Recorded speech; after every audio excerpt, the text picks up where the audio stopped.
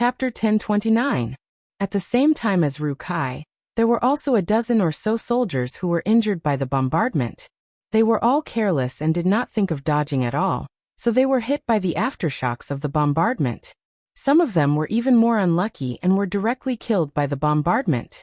The entire 4th Division was in chaos. Feeling the pain getting worse, Ru Kai bit his lips and forced himself to stay alert. At this time, the Vice Commander Xian Yuan rushed to his side. When he saw Ru Kai's pale face and the blood on his body, he cried out in shock, "Commander, you're injured?" "It's okay, it's just a small injury." Ru Kai forced a smile. As soon as he finished speaking, the sound of horses galloping could be heard. Ru Kai's expression changed.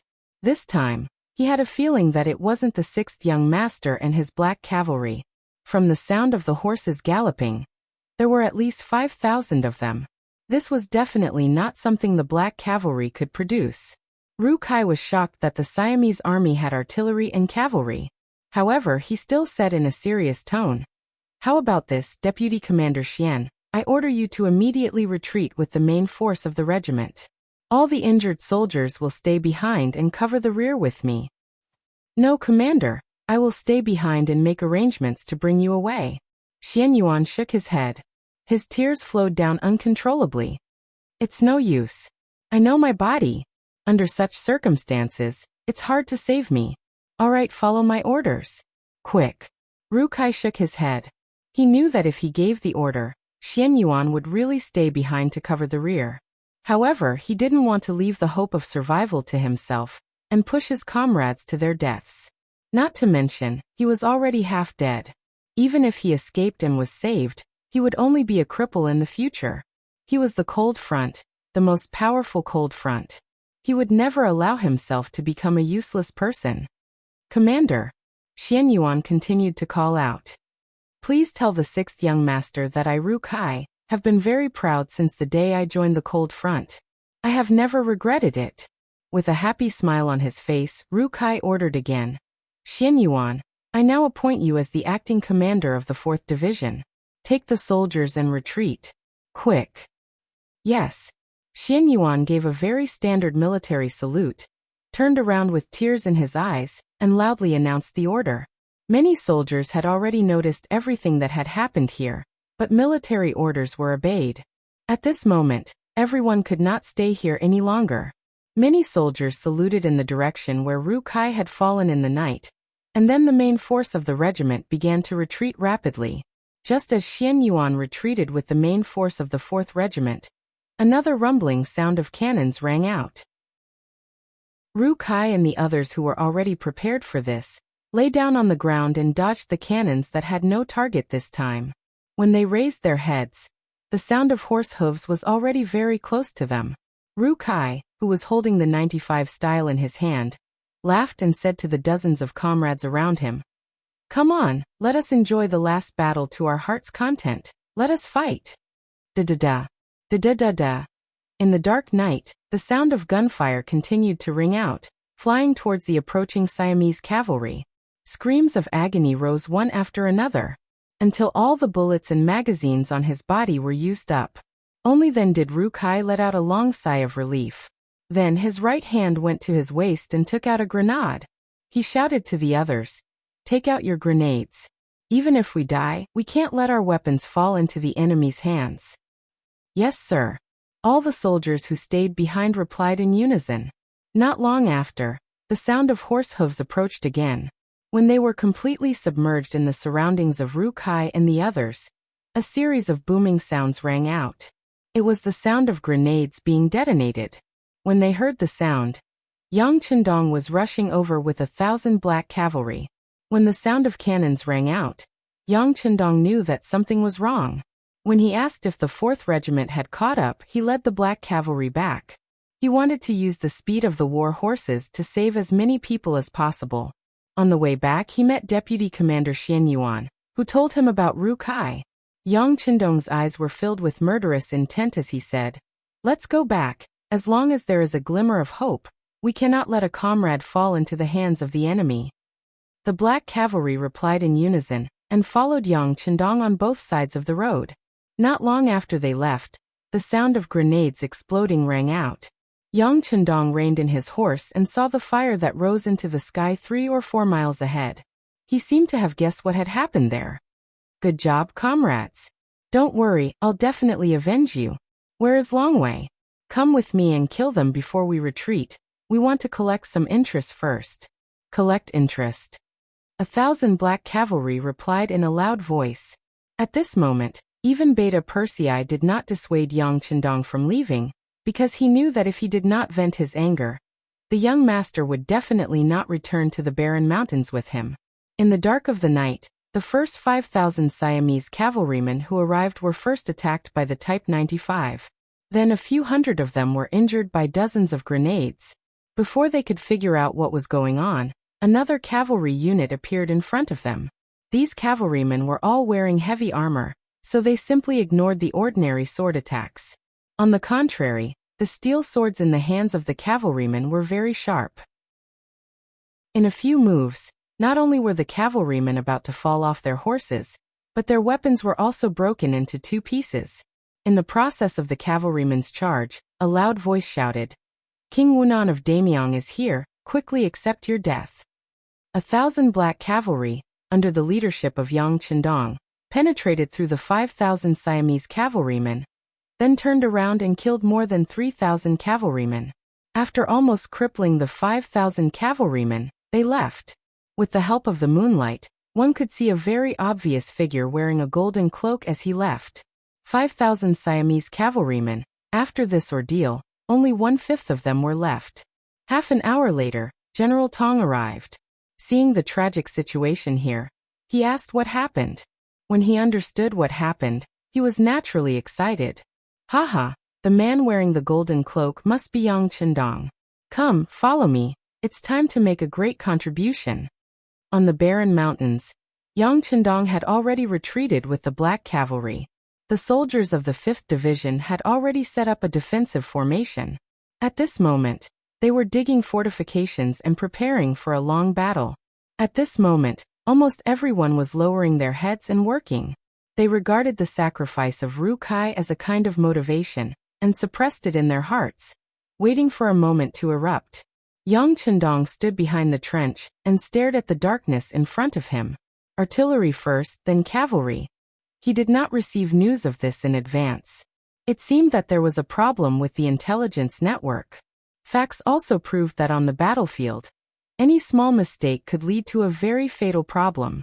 At this moment, Yang Chendong could not help but think of Yunk, the head of the Security Bureau in Southeast Asia, who was still recuperating in Qiqian City.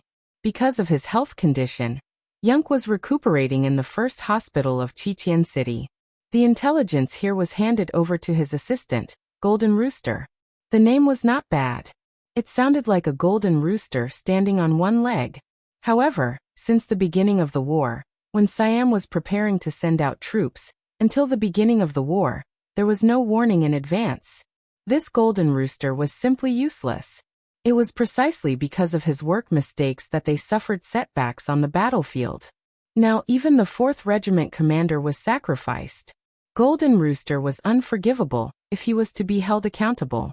Send a report to Yongsan. I want an explanation.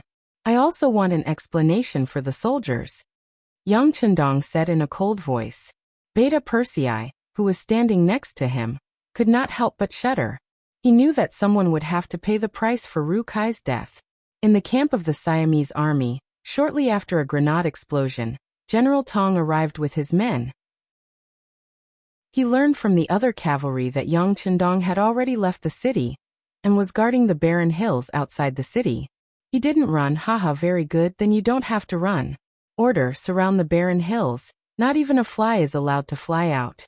Quickly mobilize the troops, surround this place, and launch an attack as soon as possible. At the same time, send a message to His Majesty, asking for more troops.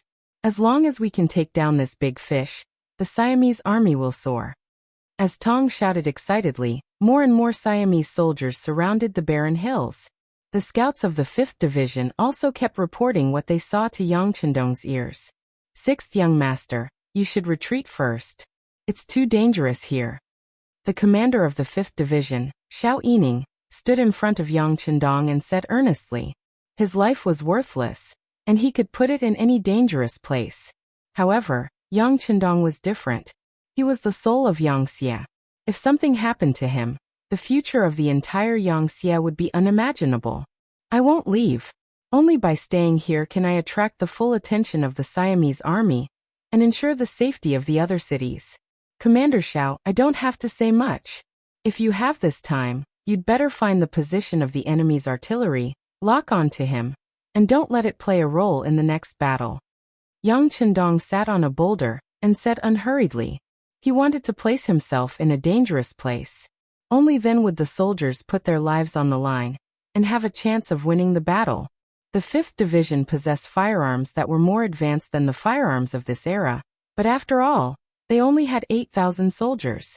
According to the scouts, the number of Siamese soldiers surrounding the barren hills had reached more than 100,000, and the number was still increasing. This battle was destined to be extremely difficult. If they couldn't hold any ground, the consequences would be unimaginable. If he left now, it would be the same as putting the 5th Division in an extremely dangerous situation. This was not something he wanted to see. He wanted to stay and hold the fort with everyone. He believed that as long as he was here, the soldiers' will to fight would not be extinguished. Reinforcements would also arrive at a faster speed. Chapter 1030. After all, there were more than 10 times, 20 times, and possibly even more enemies. Even if they were fully equipped with firearms, once the enemy decided to fight without regard for their lives, the firearms wouldn't be able to withstand it. The firearms would be fine, but they wouldn't have enough bullets. This was destined to be a fierce battle, a huge battle. Hearing Yang Chendong's determination, Xiao Yining could only sigh and leave. Since the 6th young master was not willing to leave, he would not allow any enemy to reach the barren mountain, even if he had to sacrifice his life and the entire 5th Division. The Siamese soldiers continued to surround the mountain. A night passed, and then a morning passed. At noon, the barren mountain was finally surrounded. If they wanted to escape from any direction, they would have to face at least 30,000 enemies. When Tongxi completed the encirclement, the final attack began. At 1 o'clock in the afternoon, the sound of war drums could be heard from all around the barren hills. Then soldiers in Siamese uniforms appeared from all directions. They were either holding swords, spears, or swords and shields. They approached the barren hills from all directions. The sound of war drums could be heard in all directions, guiding the Siamese soldiers forward step by step. Looking down from the top of the barren mountain, one could see the enemy's silhouettes. They were like ants as they approached. 1,000 meters, 800 meters, 600 meters. As the enemy approached, the soldiers of the 5th Division were very calm. Long years of training had allowed them to maintain a calm heart. The bugnam of Gojosian flag, which represented Yang Chendong's identity, was placed at the highest point of the barren mountain.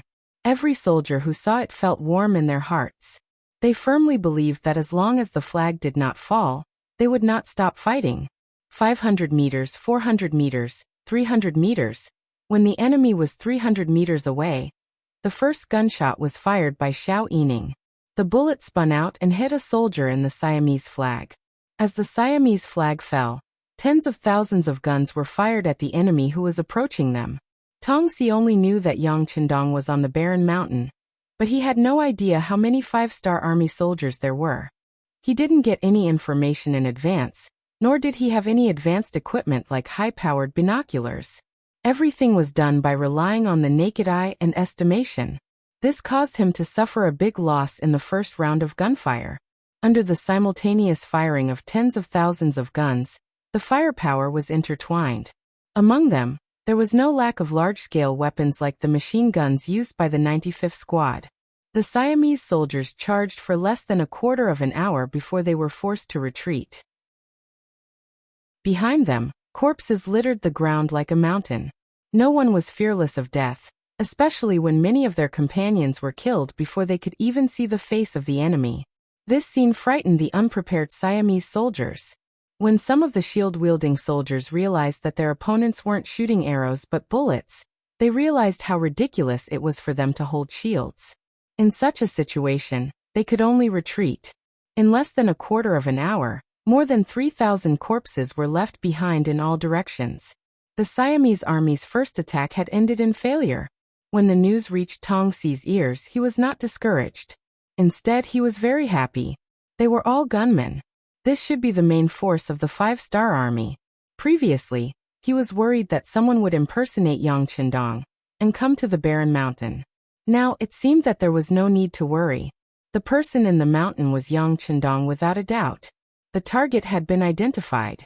Although the guns were powerful, he had other advantages. For example, he had 50 newly shipped cannons and more than 10,000 cavalrymen. These could be his trump cards to achieve his final goal. Push the cannons up. At the same time, order 5,000 cavalrymen to get ready. Once the opportunity is right, we will charge. I want to see if their guns have an endless supply of gunpowder, Tong Si said confidently. The general gave the order and the cannons began to move forward. The 5,000 cavalrymen were also prepared. All of this was seen by Commander Xiao Yining, who was on the barren mountain. Damn it, it finally appeared. Cannoneers, confirm the target's position and adjust the gauge. Wait for orders. Xiao Yining's voice was filled with anger when he finally saw the cannon that killed the 4th Regiment commander. Yang Qindong also saw the appearance of the cannons through the binoculars, and then he smiled. Some things were still a deterrent when they were not used. However, once they were used, they would lose their deterrence.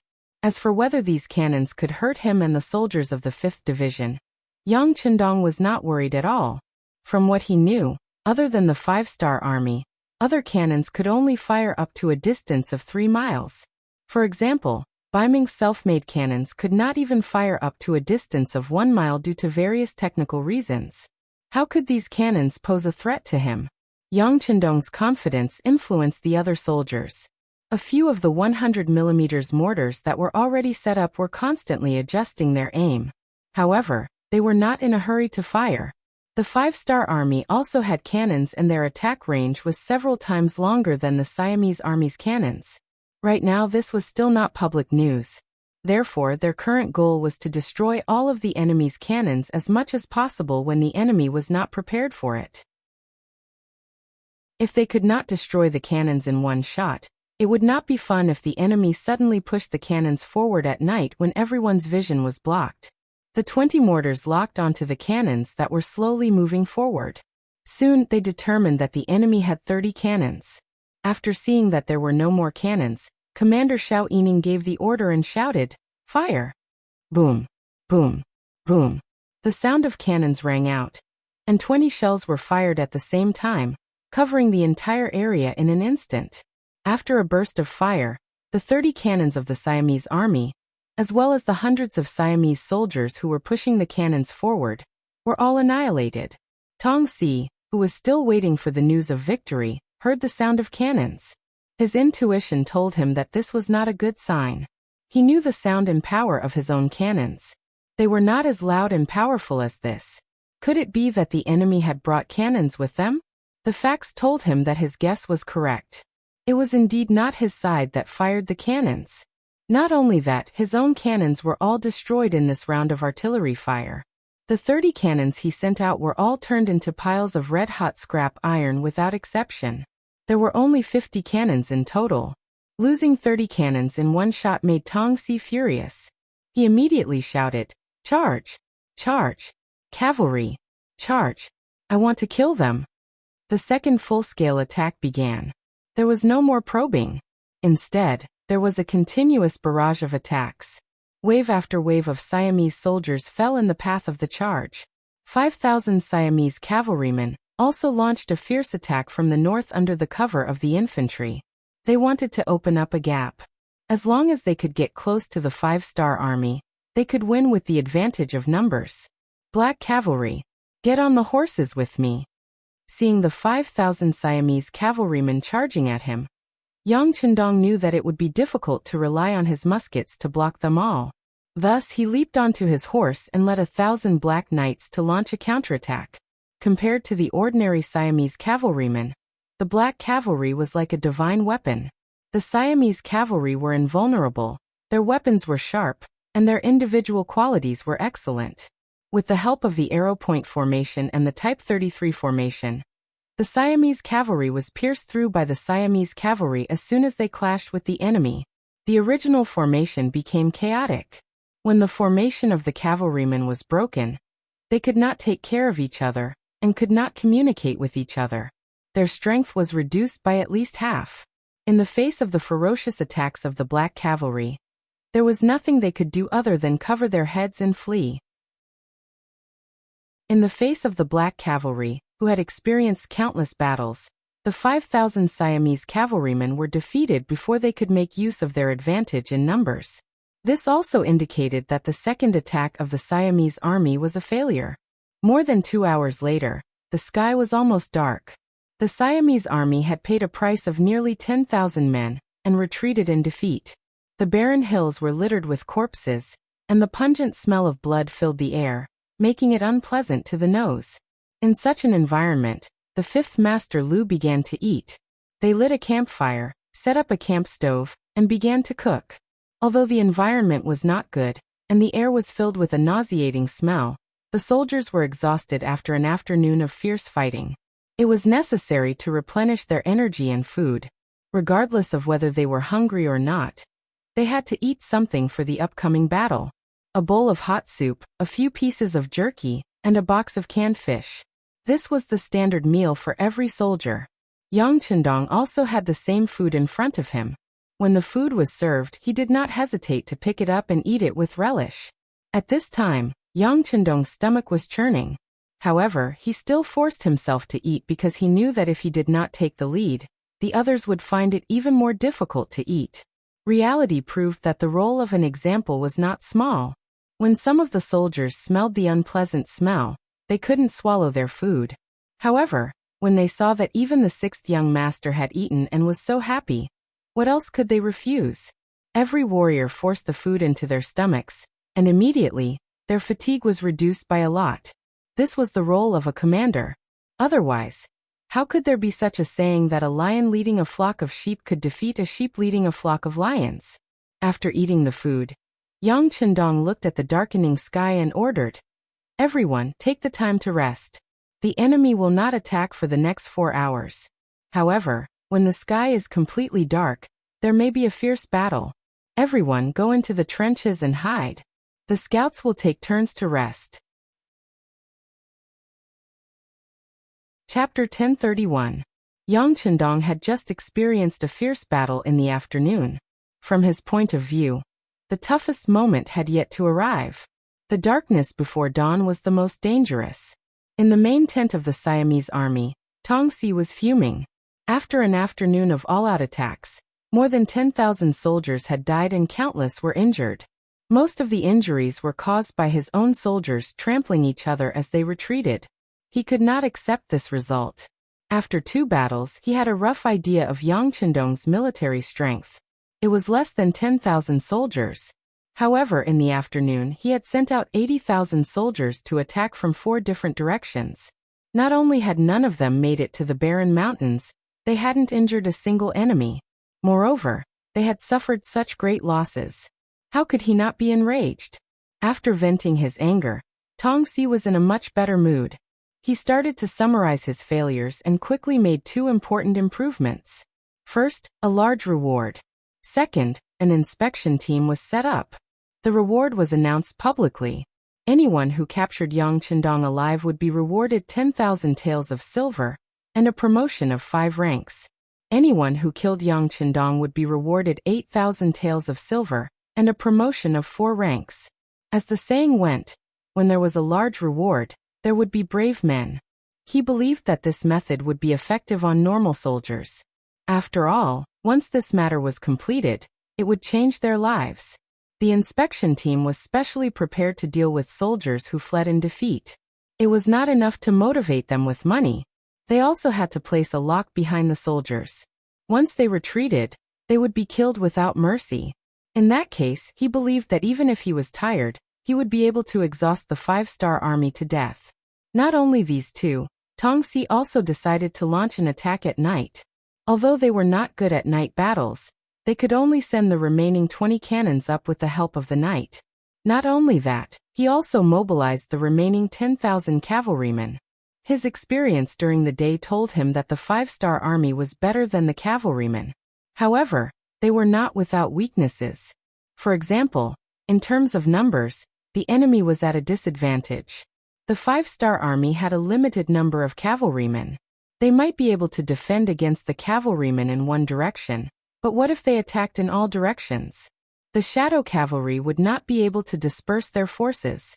He constantly changed his attack methods and made various preparations. For hours later, a set of effective attack methods in Tong's eyes was formulated. In order for the plan to be carried out smoothly, he mobilized a total of 120,000 soldiers to prepare for the attack.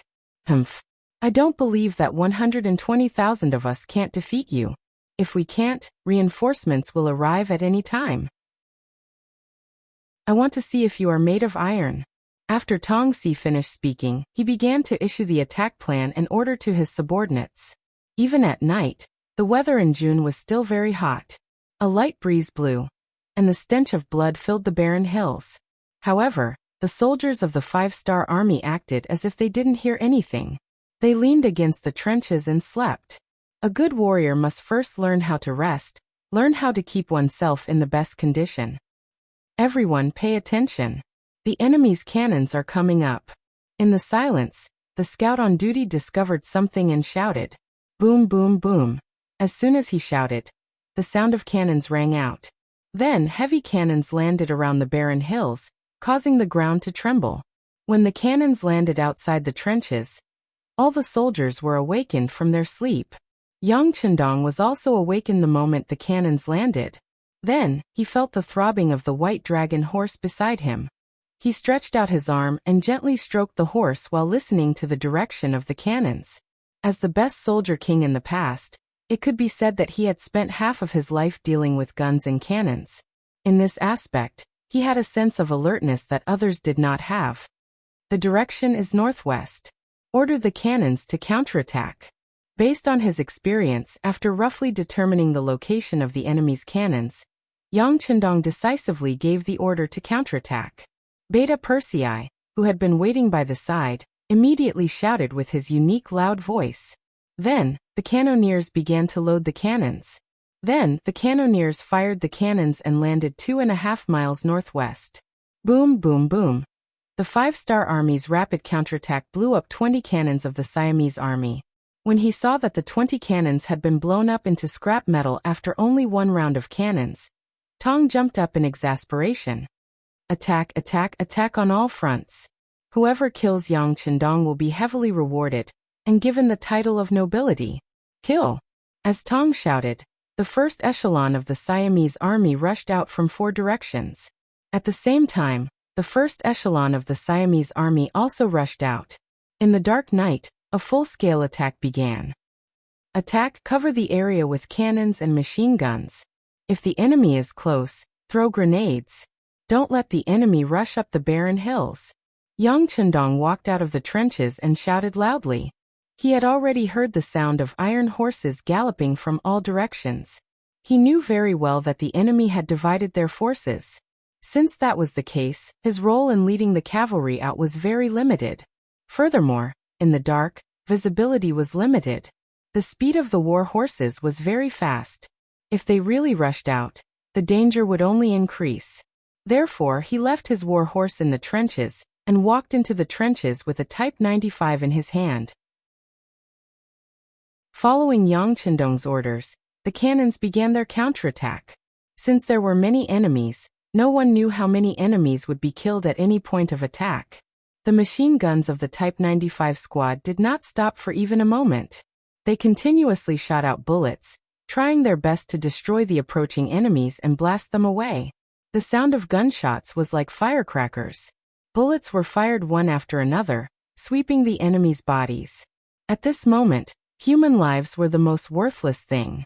However, the Siamese army was already prepared. Although there were soldiers dying in the charge every moment, the charging troops did not have any intention of stopping.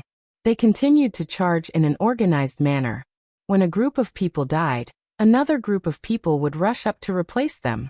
Wave after wave of attacks, the Lu 5th Division on the barren hill finally showed signs of being overwhelmed.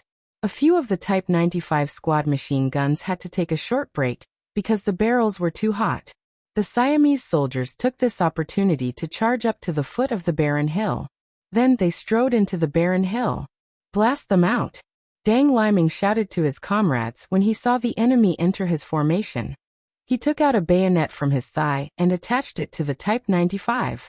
Then he was the first to charge out of the trenches. He wanted to use his actions to tell the enemy that Lung Feng was not only good with guns, he was also good with bayonets. The regiment commander rushed out, and the other soldiers also flashed their bayonets one by one.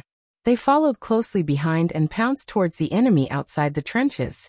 Every soldier widened their eyes and used all of their strength to deliver a fatal shot to the enemy's chest according to the requirements of the assassination training. Use the grenades as cover. Suppress the enemy's charging momentum. The battalion commander behind Commander Deng Liming shouted as he pulled out a grenade from his waist and threw it forward. Immediately, there was a thunderous roar, and the Siamese soldiers roared as they repelled the enemy's attack.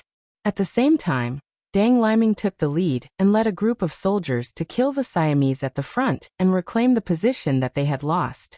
The machine guns that had been cooled down by cold water rang out again, suppressing the enemy's approach. This kind of repeated battle for positions happened many times that day. It was not until late at night when it started to drizzle that the Siamese troops stopped attacking. The battlefield became quiet again. Clean up the battlefield, check the injuries, and check the weapons and equipment. Xiao Yining, the commander of the Lu 5th Division, patiently walked in the trenches and passed down orders to the soldiers. Sometimes he even reached out to help some of his comrades carry the bodies or bandage the wounds.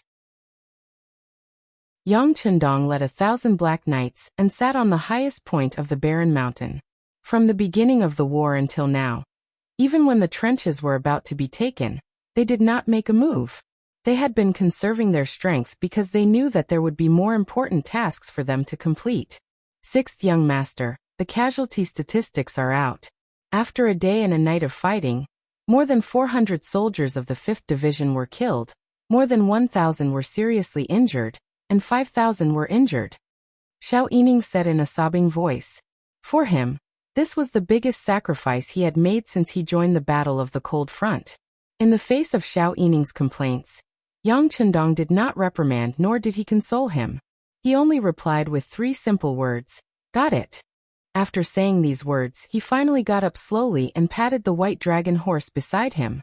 "Old man, it's time for us to show our power. Are you ready?" Although it was only a warhorse, the white dragon seemed to be able to understand Yang Chendong's words. It could not help but raise its neck and neighed. This caused Yang Chendong to laugh out loud. "All right, since you're ready, then let's have a big fight. Brothers, are you ready?" "We're ready." 1,000 Black Knights answered him in unison. Beta Persei was also standing among the Black Knights. After answering this sentence, he carefully took a few steps forward. "Sixth Master, why don't you not participate in this operation? Anything can happen on the battlefield." Yang Chendong already knew what Beta Persei was going to say. Without waiting for him to speak, he had already said, "There's no need to persuade me. The soldiers can fight with their lives on the line and be fearless. Why can't I? It's settled. We'll attack in 4 groups according to the plan." 1,000 Black Knights were divided into 4 groups. Yang Chendong, Beta Persei, 1st Brigade Leader Qiu Vi, and 2nd Brigade Leader Dao Xiao would each lead a group to attack. This was originally part of the plan. How could they change it at the last minute? Chapter 1032.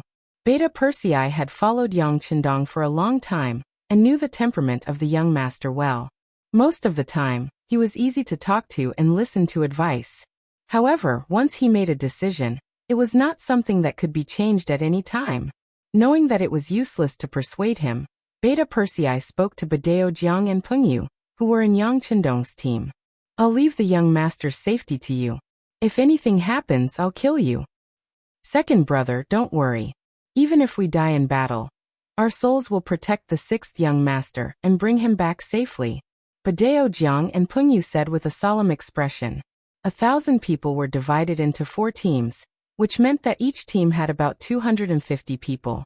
Due to the rain, the Siamese soldiers had to rest and reorganize. When they stopped attacking, Yang Chendong personally led them to launch a counterattack.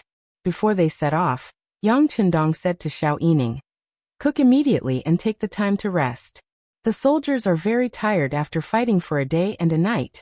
I'm afraid there will be more difficult battles waiting for us. The more energy we have, the more likely we will win. Sixth young master, don't worry. We will wait for your triumphant return. Hot meals will be waiting for you and the black cavalry." Xiao Yining stood straight and saluted. "Definitely." Yang Chendong's face revealed a confident smile. Then he lightly clamped his legs and rode the white dragon horse in the direction of the retreating Siamese soldiers. The battle had been going on for a day and a night. Under the tense atmosphere, the Siamese soldiers were exhausted. Taking advantage of the light rain, they rested for a short while. From their point of view, the five-star army was small in number, and it was almost impossible for them to change the battle. They were tired and needed to rest. Their opponents should take this opportunity to lie down on the ground and rest. It was impossible for them to launch a counterattack and threaten the Siamese soldiers. Under such circumstances, the Siamese soldiers did not even bother to send out their sentries. In the dark night, the soldiers gathered in circles to cook. They enjoyed the warm meal in the rain to replenish the nutrients their bodies lacked. Just when the meal was ready and everyone was about to eat, the sound of galloping horses approached from afar. When the Siamese soldiers at the front heard it, they were all in disbelief. They did not believe that the five-star army would take the initiative to cause them trouble. What right did they have? Regardless of whether they believed it or not, the cavalry of the five-star troop was really here. Just as some of the vigilant Siamese soldiers stood up, a group of black figures emerged from the darkness. Under the light of the bonfire, the gleaming silver broadswords slashed at the frightened Siamese soldiers.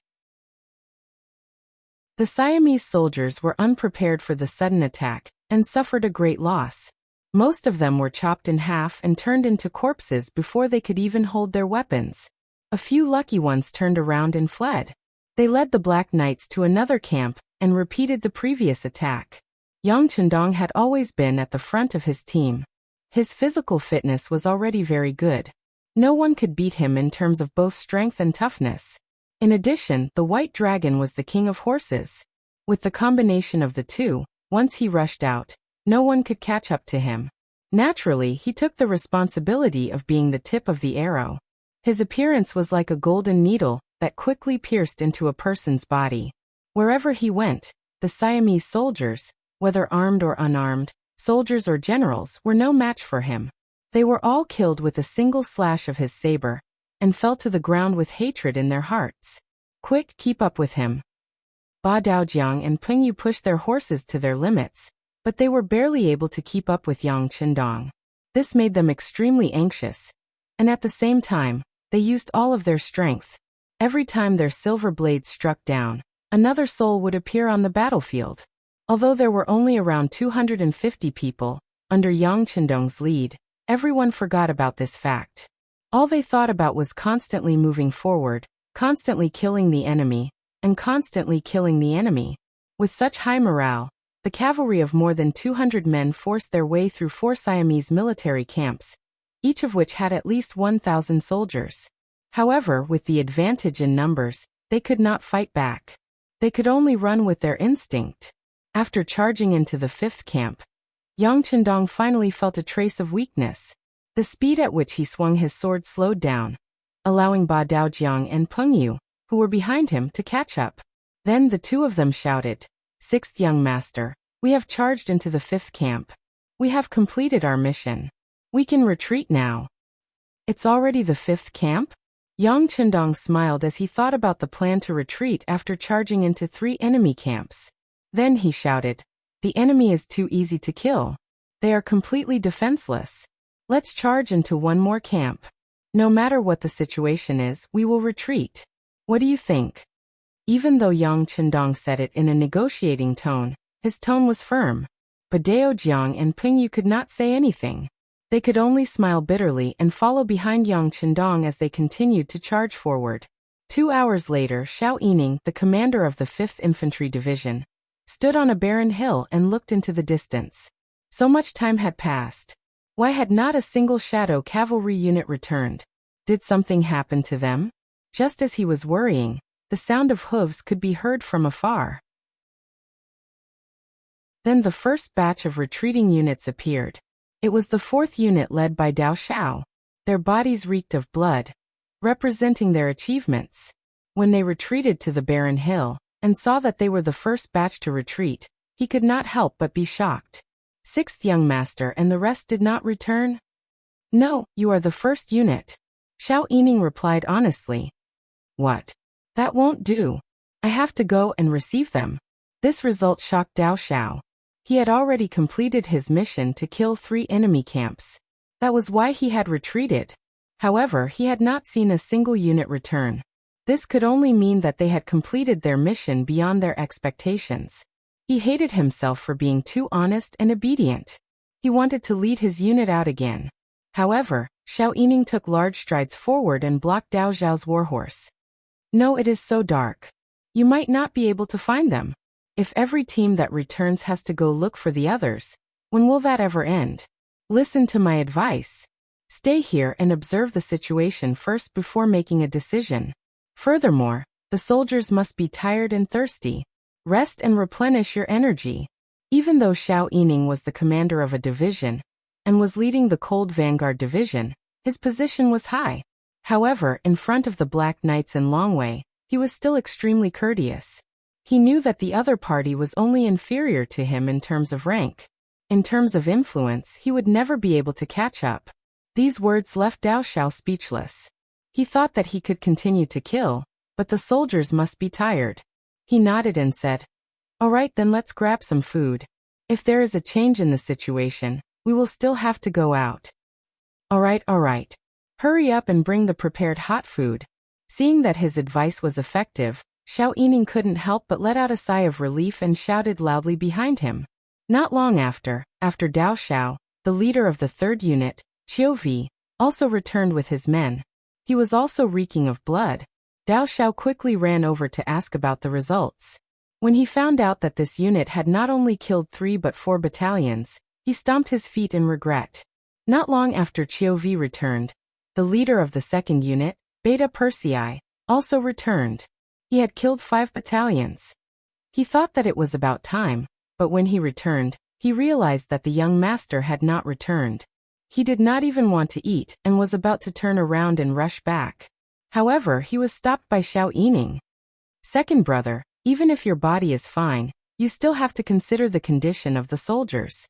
You came back later than the other 2 units after killing 5 battalions. I'm sure the 6th young master must have killed more than 5 battalions. Why don't you eat something first and wait and see?" That's right. Zhou Wu and Dao Xiao said. The starting point of departure was the same, and the speed of return was determined by the number of enemy battalions killed. In this case, it was very likely that the 6th young master would kill his way into the 6th battalion. In this case, the 6th young master's return should not be far away. All right. Beta Persei looked at the dark night. He was also worried that he would not be able to find the young master if he went out now. He would also put his brothers in danger. Therefore, he decided to wait a little longer. This wait lasted for an hour. Beta Persei, who felt that a day was like a year, forced himself to drink a bowl of meat soup. Finally, he could not wait any longer. No, it's been so long and the young master still hasn't returned. Something must have happened. We can't wait any longer. Yes, we can't wait any longer. This time, even Qiuvi and Dao Xiao could not sit still. According to the time, even if the 6th young master had killed 6 battalions, he should have returned long ago. However, he still had not returned. Could it be that he had killed more enemies? Or did something happen? When they thought of the latter, who could still sit still? First, they were the Black Knights, then the Longwei. They were responsible for ensuring the absolute safety of the 6th young master. In a sense, they were equivalent to the emperor's personal army. Naturally, they were incomparably prestigious. However, this prestige was based on the fact that Yang Qindong was fine. If something really happened, They would not be able to bear the responsibility even if they all died 10 times over. Xiao Yining did not dare to stop them. After an extra hour, he had already lost his confidence.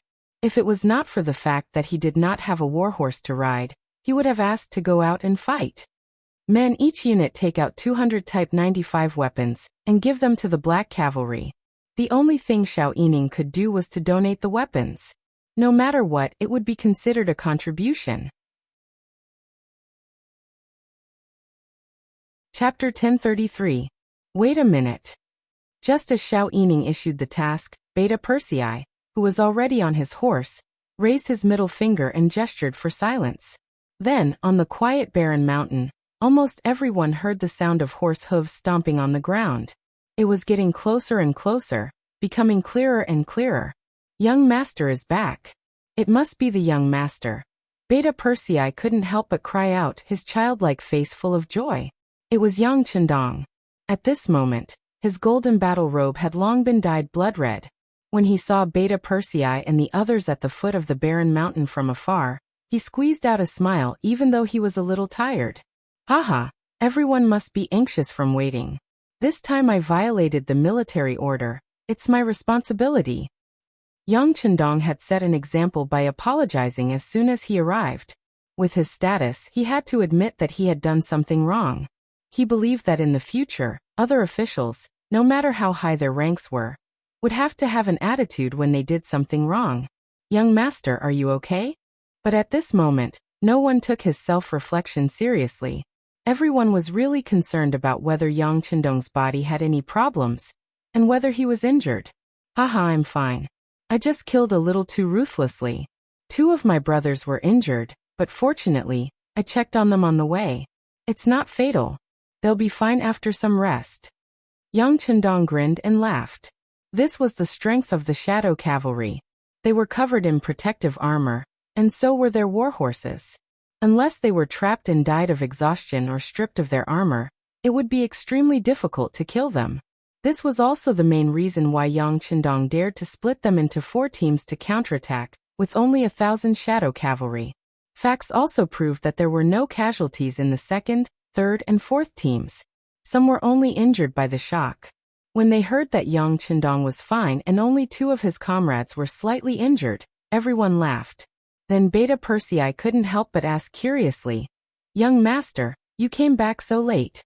How many enemy camps did you break through? Faced with this question that everyone was curious about, Yang Chendong didn't answer. Instead, he dismounted from his white dragon warhorse and went to find something to eat and drink. Yang Chendong didn't want to answer, and no one dared to ask. However, Badao Jiang and Pengyu, who were following behind him, didn't receive such treatment. Beta Persei and the others quickly surrounded them. In the end, the 2 couldn't stand the interrogation and answered the question. The 6th young master was so focused on killing that he didn't take it seriously even when we reminded him several times. Later, if it wasn't for the fact that the warhorse was carrying too much weight, he probably wouldn't have come back. Badao Jiang said casually, but he still didn't answer the question. For a moment, Beta Persei and the others were angry. They rolled up their sleeves and looked like they were really going to fight. Pengyu was more reliable. He first smiled and then replied, 8th Battalion. What? 8th Battalion. Hearing this answer, Beta Persei and the others were stunned. Their 3 teams combined had only broken through 12 battalions. The 6th young master's team had broken through 8 battalions. Didn't this mean that he had completed nearly 300% of the mission? And that was the truth. When Yang Chendong saw that the Siamese army was unprepared, he went on a killing spree and broke through battalions one after another. Finally, he reached 8 battalions before returning. With a team of more than 200 people, he had broken through the Siamese army's 8,000 soldiers. Obviously, he had created another miracle. The 5-star army was shocked by Yang Chendong's excitement. Then there were sounds of surprise. The commander of the 5th Division, Xiao Yining, did a rough calculation. The 4 teams together were equivalent to breaking through 20 battalions of the enemy. That was a total of 20,000 soldiers. The Siamese army had suffered such heavy losses and would not be able to recover for a while. So could his soldiers rest for the night? For this request, Yang Chendong waved his hand and approved it. Take the time to rest. The enemy needs time to prepare. But with such heavy losses, I'm afraid that the attack tomorrow morning will be even fiercer.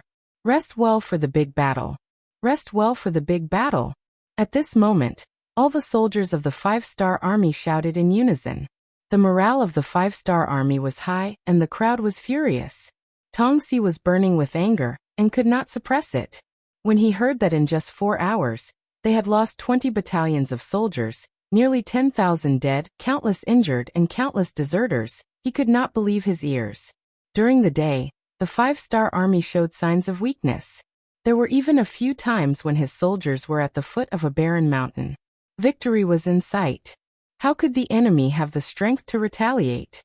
General, could it be that the enemy's reinforcements have arrived? You also know that if Yang Chendong is here, the other 5-element armies will definitely rush here like crazy. A deputy general also couldn't figure it out, so he made a guess. Vulsh *T. I have already arranged countless scouts around the perimeter of the battlefield. Even if there are reinforcements, we should be the first to know. However, there is no news at all. Could it be that their reinforcements didn't come from the ground, but from the sky? Tongde shouted angrily. The others in the main tent did not say anything. They could not explain this matter. Everything was up to General Tongxi. Tongxi could not figure it out. But his intuition told him that the 5-star army's counterattack was just an arrow at the end of its flight. Otherwise, they would not have stopped at 20 battalions. They would have killed their way to his main tent. In other words, he still had the advantage in numbers. If he wanted to win this battle, he could only continue with this advantage. All of you, go to the battalions immediately and calm the soldiers down. We will launch the attack tomorrow morning. No matter what, we must take Yang Chendong's life this time. Suing City, on top of the city wall. The deputy governor of Cambodia, Din Din Wei, and the Cambodian general, Dagan, were looking towards the southwest. After Yang Chendong left the city, no one dared to attack Suing City. In fact, in order to achieve an absolute advantage in numbers, the Siamese soldiers who were guarding the city were all mobilized. In other words, Suing City was really safe at this moment. Yang Chendong was indeed in danger. The sound of cannons had been heard since the night before. It had been 2 days and 2 nights.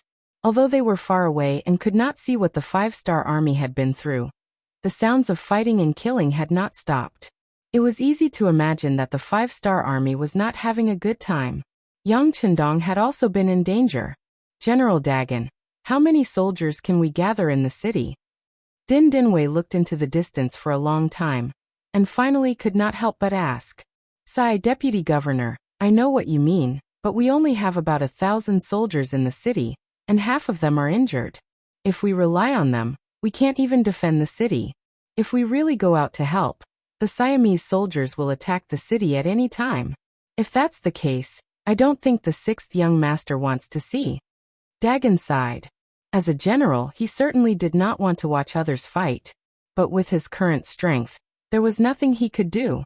These words extinguished Ding Ding Wei's courage that had just arisen. So we can only watch. No, didn't the 6th young master say that we have enough soldiers in the city? He wants us to prepare enough troops in the city to clean up the battlefield at any time, and snatch the supplies that the enemy will leave behind. This is also a very important task. When Dagan said this, he felt a little lacking in confidence. The Siamese soldiers had mobilized more than 100,000 soldiers and reinforcements were still coming. It would be very difficult for Yang Chendong to escape, let alone defeat the enemy. Din Din Wei could hear the disappointment in Dagan's words. He said confidently, "We have to believe in the 6th young master. He is a man who likes to create miracles. Besides, after his arrival, our people's lives have been better than before. Compared to His Majesty Boromir, he is more suitable to lead us, isn't he?" Yes, that's right. We need to mobilize now. We need to mobilize the people in the city. We just need to wait for 6th young master to win the battle and capture the captives. Dagan originally wanted to ask if this would work. But when he saw how serious Din Dinwei was, he nodded. Then, let's go and prepare. 20 miles away from Goldenrim City, a cavalry team was coming. The leader was Major General Tian Hu, who usually had a cold face and was serious in speech and manner. After coming ashore from Baji Port, he led the world's #1 cavalry division and traveled day and night without rest. Even when they were eating, they had to eat while riding their horses. Finally, they arrived at Goldenrim City. However, it had been 2 days and 2 nights since the Siamese army besieged the 6th young master. How far is it from here to Suing City? Tian Hu asked Lu Duo, who was beside him, as he rode forward. Commander, it is about 400 miles away. Lu Duo had already familiarized himself with the map before coming, so he answered without hesitation. It is still so far away. No, we are still too slow. Hearing that it would take more than a day, Tian Hu shook his head and expressed his dissatisfaction. It is already very fast. After all, we still have a lot of things with us. Lu Duo explained after listening. The world's #1 cavalry division dominated the beginning city and the North Desert region. They were similar to the roaming cavalry. There was no fixed training ground at all. Often, they would fight wherever they went. Especially when they encountered unknown cavalry, they would immediately enter the opportunity to train. Therefore, they usually brought a lot of things such as food and water. It should be known that a large part of the grassland was desert. If there was not enough water, it was easy to get hungry and thirsty, leading to a decline in combat strength. Chapter 1034. There was also the quiver. Compared to an ordinary cavalry that only had a quiver with 50 arrows, the soldiers of the world's #1 cavalry division had 20 quiver with 1,000 arrows. This was because they were used to doing things without supplies, so they had to be self-sufficient. In addition, there were clothes, shoes, hats, bows, extra sabers, and so on. Fortunately, each of them had 2 horses, so they could carry such heavy loads. However, this greatly reduced their speed. Now that the 6th young master was in danger, as the closest reinforcements, the #1 cavalry division in the world had to rush over as quickly as possible. Even if they arrived 30 minutes earlier, they might be able to change many things. Leave 200 people in each division and lead the extra horses slowly. The rest of you should speed up. Other than the necessary weapons and rations, leave everything else behind. Our top priority is to rush over with all our might. Tian Hu took a deep breath and immediately made a decision. Lu Duo only hesitated for a moment before giving a military salute. Then he began to pass down orders to the messenger behind him. Immediately, the 1st Cavalry Division, which originally had 10,000 people, was left with 800 people. At the same time, they also left behind 10,800 war horses and a bunch of supplies. Without any restraints, Tian Hu, who had only brought rations for a day, acted as if he would either succeed or die for a righteous cause. He had already used his actions to tell everyone that they had to rush over to the location to rescue the 6th young master. Otherwise, they would run out of food first. The 9,200 cavalry troops advanced quickly. Everywhere they passed, clouds of smoke and dust would rise, giving people the feeling that they were riding on a cloud of dust. On the barren mountain, because of the sneak attack, they managed to obtain half a night to rest. When the sun rose the next day, the crazy attacks began again. As if considering the factor of long delays, Tong Si once again gave an iron order that they could only advance and not retreat. At the same time, the reward for killing Yang Qindong was increased from 10,000 silver taels to 20,000 silver taels. To an ordinary soldier, this was definitely a heaven-shaking sum. It was equivalent to being able to rise from the poor class to the upper class, and not having to worry about food and water for the rest of their lives. This also greatly increased the morale and enticement of the soldiers. Even though they knew that the 5-star army possessed extremely miraculous and formidable firearms, the soldiers were still as numerous as the clouds in the sky. Often, after a batch of soldiers was shot down, a new batch would appear immediately. From the looks of it, if the soldiers of the late Qing dynasty had such morale, they wouldn't have allowed the 8-nation alliance to invade. Facing such an attack, 5th Master Lu was also undergoing the harshest test. Their ammunition consumption was too fast, and without enough supplies, they were already stretched thin. Of course, the most important thing was that the enemy's charge was too fierce. Many of the muskets had to be used continuously, and the chances of them having problems were greatly increased. For example, misfiring, jamming, or overloading of the musket, causing it to not be able to fire, occurred repeatedly. Originally, 5th Master Lu only had one musket each, and did not have many spare muskets. Thus, he had no choice but to pick up a bayonet and go into battle bare-chested. It must be said that the Lung Feng soldiers were not bad with their muskets, and their close combat abilities were also very strong. Once they were back-to-back and formed a 3-by-3 formation, the three of them could easily kill enemies several times their number. Unfortunately, the number of enemies they faced this time was too much, and it was not just several times their number. After 3 days of battle, the Siamese soldiers had already suffered tens of thousands of casualties, which was a few thousand times the number of casualties of the 5-star army. However, when the muskets could no longer display their advantage, the number of casualties began to decrease. At around 10 in the morning, the firearms started to have problems on a large scale. By the time they switched to close combat at 1 o'clock in the afternoon, a total of 3 hours and 3 hours had passed.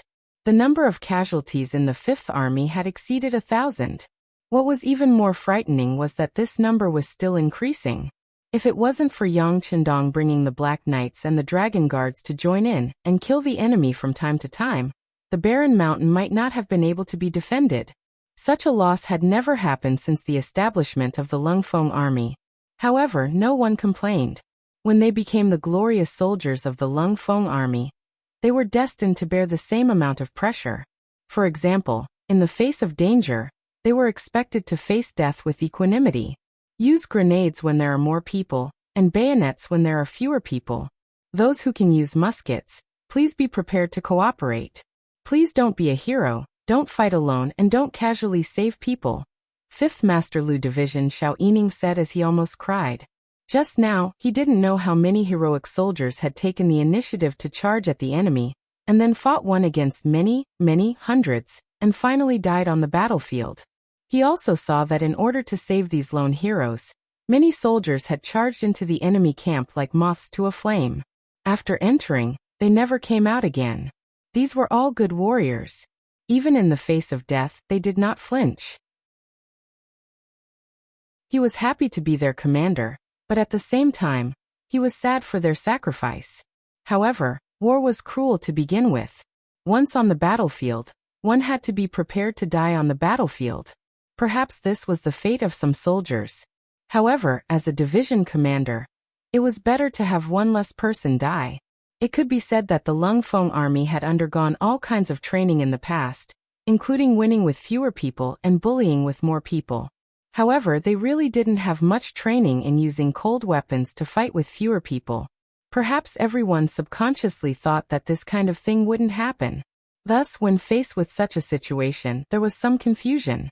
Division Commander Xiao Yining shouted at the top of his lungs. Under the cooperation of the other commanders, 5th Master Lu Division began to withdraw their forces.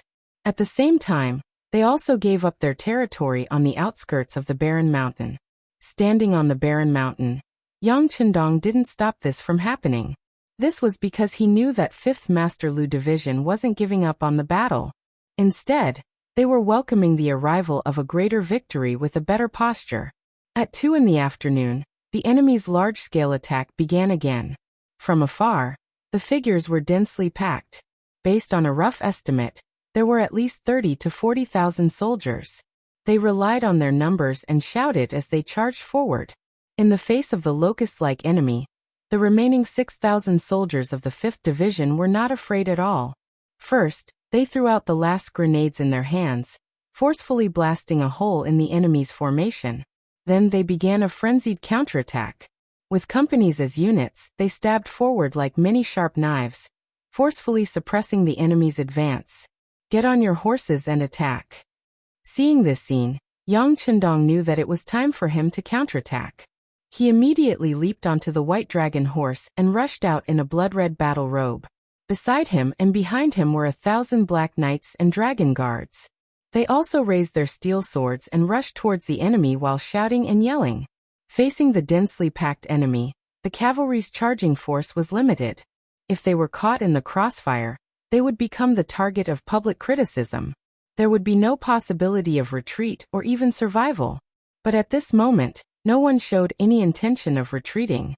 To be a member of the Black Cavalry, one had to be extremely loyal. They usually enjoyed the respect of others, and now, it was time for them to pay the same price. 1,000 Black Cavalry Dragon Guards charged into the enemy's camp. First, they killed their way into the enemy's camp. Then they were scattered and surrounded. Finally, their armor was riddled with holes. The so-called invulnerable black armor had served its purpose. It could no longer protect the Black Cavalry Dragon Guards, and they became the targets of the Siamese soldiers. The sun gradually set in the west, and the sky finally turned dark again. Translator. Nyoibo Studio Editor. Nyoibo Studio. The arrival of night hindered the Siamese army's attack. Yang Chendong and his men could finally take a breather. When they returned to the barren hills and were panting, new casualties were reported. 5th Master Lu Division had less than 4,000 soldiers left. Even the Black Cavalry had less than 800 men left. Even the Black Cavalry had lost more than 200 men. This showed the cruelty of the battle. Their deaths will not be in vain. Their deaths laid the foundation for our greater victory. Their deaths were worthy, and honorable. Yang Chendong said, and did so at the same time. He requested for a list of all the soldiers who died in the battle to be given to him. All of them would be treated as martyrs so that their families and loved ones would be taken care of. To paraphrase Yang Chendong's words, we cannot let the heroes bleed and shed tears. We cannot let their souls not rest in peace. We must let them pass away peacefully without any worries or scruples. Long live the 6th young master. More than 4,000 soldiers knelt on the ground and kowtowed to Yang Chendong, to the god in their hearts. Morale was still high. Many soldiers showed an attitude of facing death as they waited for the next bloody battle to come. At that time, they might fall and never get up again. But they had nothing to regret. This was their fate. There was nothing to worry about because everything had been arranged for them by the 6th young master. The soldiers were not afraid of death, but some were afraid of Yang Chendong's death. Xiao Yining and Beta Persei walked up to Yang Chendong together and made a request with a serious expression. In the next battle, they would try their best to charge and kill their way out of the encirclement. Break out? That's impossible. After understanding the meaning of the two, Yang Chendong shook his head with a bitter smile. If he knew that Yang Chendong would have such an attitude, Xiao Yining would not have cared about his status and said firmly, 6th young master, we are not asking for your opinion. We are informing you of this decision. Are you going to force me out? Yang Chendong saw that Xiao Yining was serious, so he pretended to be angry and his face darkened. Chapter 1035. Don't blame Commander Xiao. This is also the opinion of all of us in Longwei. Our duty is to protect your absolute safety. Now that there is danger, the young master must leave. There is no room for discussion. Beta Persei spoke up. He, who had always followed Yang Chendong's lead, finally became the bad guy for once and offered his opinion. Since Beta Persei had made such a statement, Yang Chendong knew that it would be difficult to refuse. A thought came to his mind, and he asked, since we are breaking out of the encirclement, where should we go? Now that Wang Shan is also injured and the radio is damaged, we don't know where our troops are and where the danger is. Once we rush out, what should we do if we get surrounded again? At that time, our reinforcements won't even know where we are. What should they do then? Won't it be even more dangerous? When the battle was at its cruelest, the telegrapher Wang Shan also joined the battle. However, because his strength was limited, he was killed and carried back.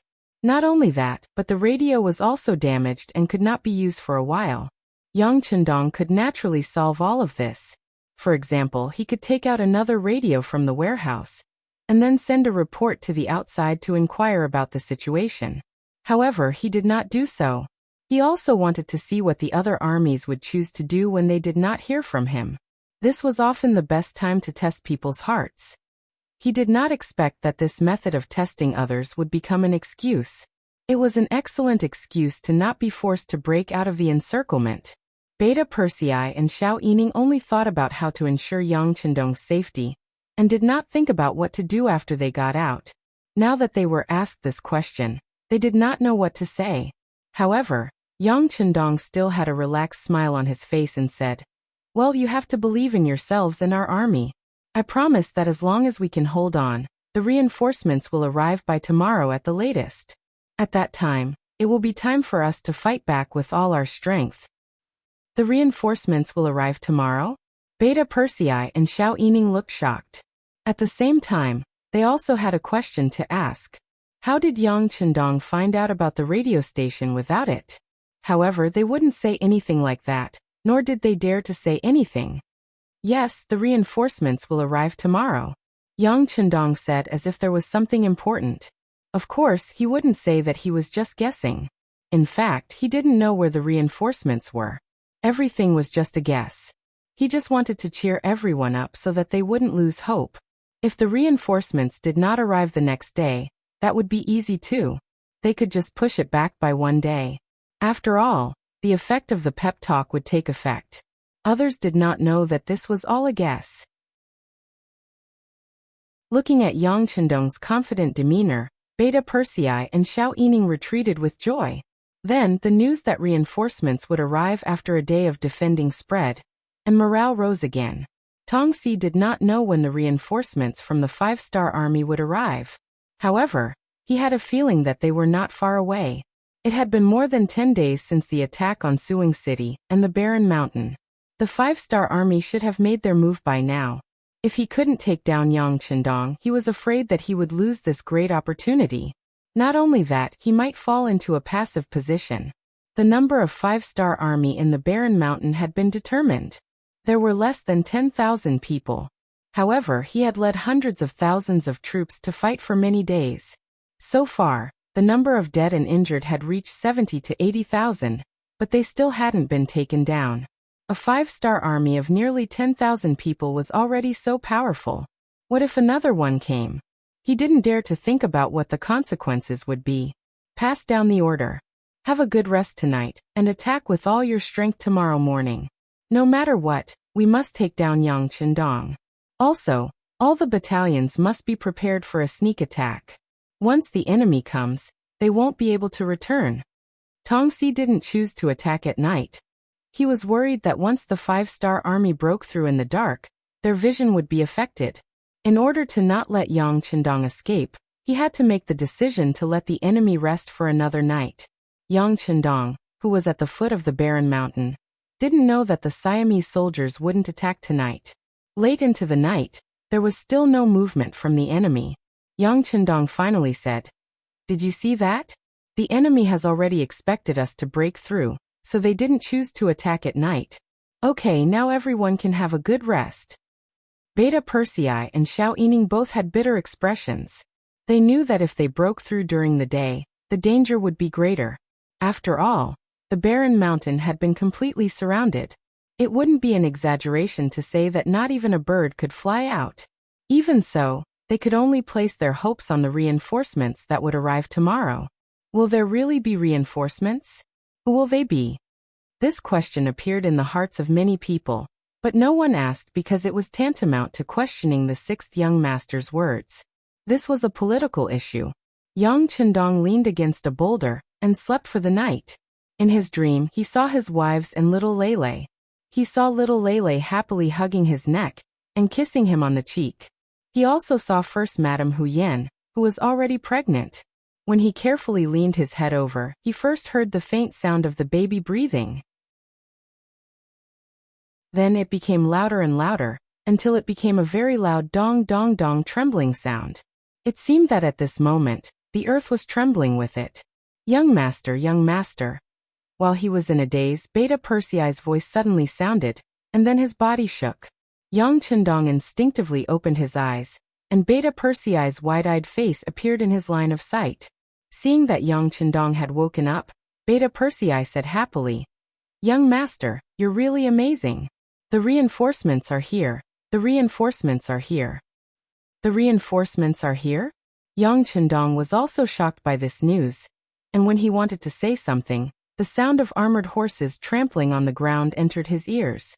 He finally knew where the sound in his dream came from. It was precisely because of this that Yang Chendong's eyes widened. How many reinforcements are here? Which team is it? I don't know yet and I can't see clearly, but it should be the reinforcements. Young master, look, the Siamese army that was about to attack has become chaotic. Beta Persei pointed to the distance at the foot of the barren mountain, and said reasonably. Binoculars. Yang Chendong said as he took the binoculars from Chiu Vi, the captain of the first guard company, and looked at them. Haha, the reinforcements are here, and they seem to be very strong. In this case, immediately inform the entire army to prepare for a full counterattack. We need to attack from the center and attack from both sides. Looking through the binoculars, Yang Chendong saw the commotion in the enemy camp, and at this moment, he was extremely excited. He did not think that the Siamese army still needed to put on such a show at this time. Faced with only half the number of people, and his condition was not very good, they could attack with just a burst of energy. It was meaningless to put on such a show now. In fact, the reinforcements were indeed here, and it was the 1st Cavalry Division that had arrived. After removing all the burden, Tian, who led the main force of the 1st Cavalry Division, 9,200 people, and traveled more than 400 miles in one day and one night, arriving at the barren mountain outside Suing City. Seeing that the sky was about to brighten, Tian, who gave everyone an hour to rest, and then said to the 5 regimental commanders, if there are no major changes, the 6th young master is on the barren mountain in the distance. This battle will be the time for the 1st Cavalry Division to show the strongest combat power. I hope everyone can do their best, because all the 5-star army is watching us, because the 6th young master is on the barren mountain, watching us. Is everyone confident? It was only one day and one night of continuous travel. This was not the first time for the 1st Cavalry Division under the heavens. There was even a time when they traveled continuously for more than 3 days and 3 nights, but when faced with an enemy, they still did not rest, and won in a spurt of energy. This time, they were going to help the 6th young master, so there was no possibility of them backing down. It was mentioned before that the first 3 regimental commanders of the 1st Cavalry Division were all captives. To be able to hold such a high position, it was all because of Yang Chendong's magnanimity. Even if it was to repay his kindness, everyone had to perform well this time. In other words, even without Tian Hu's words, they would still do their best to perform. There are too many enemies, don't split up. Later, all of you will gather in a fan-shaped charge. At the same time, pay close attention to the position of the enemy's commander. If you find anything, immediately notify us. Tian Hu knew the principle of capturing the leader, first to capture the bandits. Yes. The 5 regimental commanders agreed without hesitation. Then, they turned around to notify the other regimental commanders, and at the same time, replenished their food supplies. At this moment, all the food they brought was swallowed. They knew very well that they did not know when the next battle would end, and they did not know when their next meal would be. Now they were all prepared to not return until they won. Half an hour later, the 9,200 cavalrymen were ready to charge. Under the command of their division commander, Tian Hu, they suddenly appeared and charged diagonally into the battlefield, charging towards the unprepared Siamese infantry. In history, there was a saying that the Jurchens were invincible. However, when they faced the 1st Cavalry Division, when they appeared and launched a frenzied attack, the Siamese soldiers were stunned by the cavalry that appeared out of nowhere. In the past few days, the number of 5-star army soldiers on the barren hills had decreased, but they had also paid a heavy price for it. In the face of the most advanced continuous fire rifles, the others were afraid that they wouldn't be able to avoid them. However, under General Tong's orders and the threat of the inspectors, they had no choice but to use their bodies to block the bullet holes. This made them very puzzled and angry. Now that the 5-star army cavalry had appeared behind them, the first thing they charged at was the inspector brigade, which gave them hope of escaping.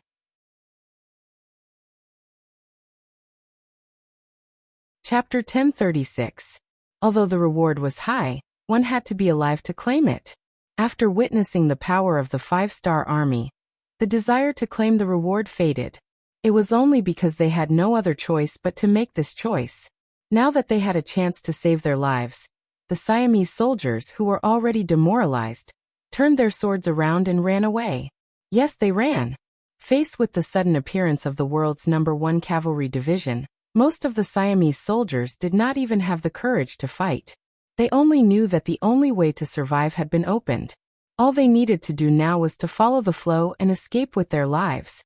With such a mindset and such a general trend, the #1 cavalry division in the world didn't encounter any resistance at all. There were even many places where the enemy retreated like the tide, before they even arrived. The speed at which these people fled was actually not much slower than their warhorses. What should we do? The 4th Regiment commander, Bai Shuang, was riding beside Tian Hu. How about this, Regiment Commander Bai? You lead your men to the barren mountains and report our plan to the 6th young master. I will lead the others to continue the pursuit and try to kill the enemy's general. Tian Hu hesitated for a moment before he spoke. Okay, I will do it now. 4th Regiment, come with me. Bai Shuang nodded and left with the order. Leaving Tian Hu behind, Bai Shuang led the rest of the cavalry and continued to charge forward. During the process, they kept waving their swords and killing the enemy. Blood and broken limbs were scattered all over the place. On the barren mountain, Bai Shuang arrived with 1,900 cavalrymen. From afar, he saw Yang Qindong riding on a white dragon, waiting for the battle. Immediately, he leaped off his horse and ran a few steps towards Yang Qindong. Student Bai Shuang is late. Sorry for startling you. Bai Shuang was once a student of Yang Qindong's academy. He was not personally taught by Yang Qindong, so he could not be called a teacher. However, it was not wrong to call him Dean. Haha, it's Regiment Commander Bai. Has the world's 1st division arrived? After seeing White Shuang, the last trace of suspicion that the Siamese soldiers were putting on an act disappeared. The world's 1st cavalry division would never cooperate with the enemy to put on a show. Headmaster, Teacher Tian is leading the main force of the army to kill the enemy. He has sent a student to protect the headmaster. Bai Shuang's voice rang out again. Good, you guys are very good. I'm very pleased that you're fast enough. However, you've already killed your way out. So how can I just watch from the sidelines? Men, follow the young master and charge out. Beta Persei, fire the red signal flare. It's time to inform Ding Ding Wei and General Da En, ha ha ha. Finally, the reinforcements had arrived. Now it was time for him to shed his blood. At this moment, Yang Qindong felt his entire body brimming with energy. A red signal flare immediately rose into the air, causing Ding Ding Wei and Da En, who were waiting for news on the tower, to see it. Immediately, the 20,000 corpse-collecting soldiers in the city opened the city gate and rushed toward the battlefield. At the same time, on top of the barren hill, except for the 500 who were too seriously injured to move, more than 4,000 people rushed out and cooperated with Commander Bai Shuang. This group of more than 6,000 people headed towards the Siamese camp from another direction. In the main tent of the Siamese army, Tong Si was still anxiously waiting for the arrival of good news. However, what he received was not news of the barren mountain being conquered or Yang Qindong being captured. Instead, he received news of the arrival of the 5-star army's reinforcements. As soon as they appeared, they defeated the main force of the Siamese army and were now heading toward the main tent. What's going on? What's going on? How can the reinforcements of the 5-star army arrive so quickly? Tong Si shouted hysterically. At this moment, it was obvious that he did not want to believe that all of this was true. However, the truth was the truth. It would not be false just because one did not want to believe it. After a few captains rushed into the main tent to report the battle situation, Tong Si finally knew that this time, they had really lost. Not only did he lose the opportunity to capture Yang Qindong, but it was also very likely that he would be defeated because of this. If he had escaped a little slower, his life would have been in danger. Retreat. In desperation, Tong Si had no choice but to issue such a military order. What Tong Si did not know was that the generals below him were already afraid of the 5-star army. According to them, the 5-star army's reinforcements numbered in the tens of thousands. Therefore, it was impossible for them to defeat them. Otherwise, with Tong Si's 60,000 soldiers, it was completely possible for him to compete with the 1st Cavalry Division. Once an army lost its fighting spirit, it was no better than an organized group of civilians. When the order to retreat was given, the camp immediately became chaotic. Everyone fought to leave, and all the generals asked the ration officer for food. Food had to be eaten mouthful by mouthful. Roads had to be taken step by step, and tasks had to be done one by one. When faced with so many generals asking for food, the ration officer was confused. When he strongly urged everyone to line up and distribute the food, saying that it would take at least 1 to 3 days to complete, the generals could not accept it. Some of them even started to fight for the food. Before they met the enemy, the Siamese army was already in a mess. It was a pity that Tong Si had already retreated, so he didn't have the ability to distribute or preside over the overall situation. When the 1st Heavenly Cavalry Division arrived at the main camp, all they saw was a mountain of rations that had yet to be distributed. Leave 200 men to guard the granary. The rest of you, follow me to kill the enemy. After unexpectedly obtaining these rations, Tian Hu didn't show much joy on his face. His target was the enemy's commander, Tong Si. As long as he captured this person, this battle would be considered complete in his eyes. The 1st Cavalry Division continued their pursuit. Along the way, all the enemies they encountered surrendered. Very few people had the courage to fight. As a result, the entire battlefield was filled with scenes of the Siamese soldiers surrendering. Fortunately, Ding Ding Wei and Da-en arrived quickly and took over the job, preventing the situation from becoming even more chaotic. From this point alone, it was clear that Yang Chendong had foresight. It seemed that he had expected this scene a few days ago. While Tian Hu was advancing bravely, Yang Chendong arrived at the battlefield with more than 6,000 soldiers. Without the supervision of the Inspector Brigade, the Siamese soldiers who had been charging ferociously were now in a state of disarray. They were no longer as brave as before. Instead, they knelt down and threw down their weapons to surrender. Faced with these people who were no longer resisting, Yang Chendong did not give the order to kill them. Instead, he put away their weapons and sent people to watch over them. This was a job that could allow him to take in many captives. This greatly slowed down his progress and caused him to lose sight of Tong Si's fleeing figure. The 1st Cavalry Division also encountered the same problem. There were too many Siamese soldiers surrendering along the way. If these people were not controlled, who knew if they would escape back to Siam and become soldiers again? Commander, what should we do? 1st Regiment Commander Tai Mu looked at the ground full of captives and asked worriedly. Stop the pursuit and clean up the battlefield. Although he was hesitant, Tian Hu finally gave the order. He could not ignore the tens of thousands of captives in front of him. If these people caused any disasters, he would become a sinner.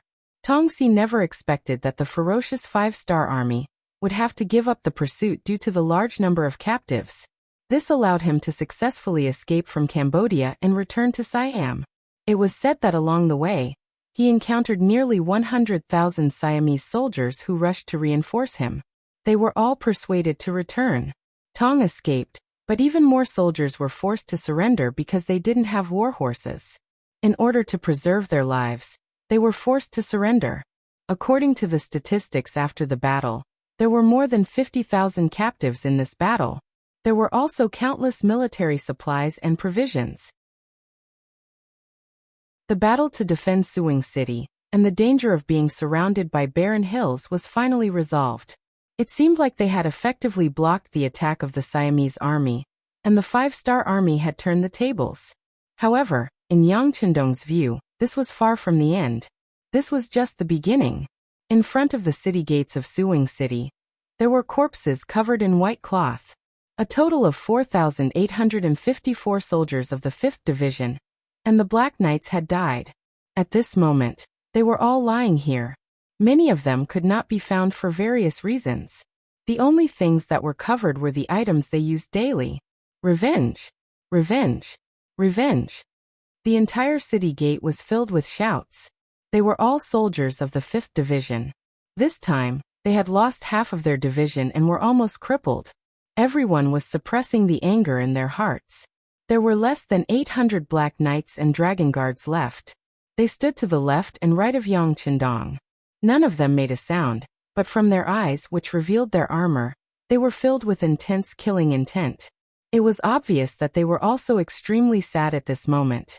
Good, then we will take revenge. Men, bring the prisoners here. Yang Chendong said in accordance with the soldier's voice. After the order was given, 4,854 Siamese soldiers walked out under the escort of the 1st Cavalry Division.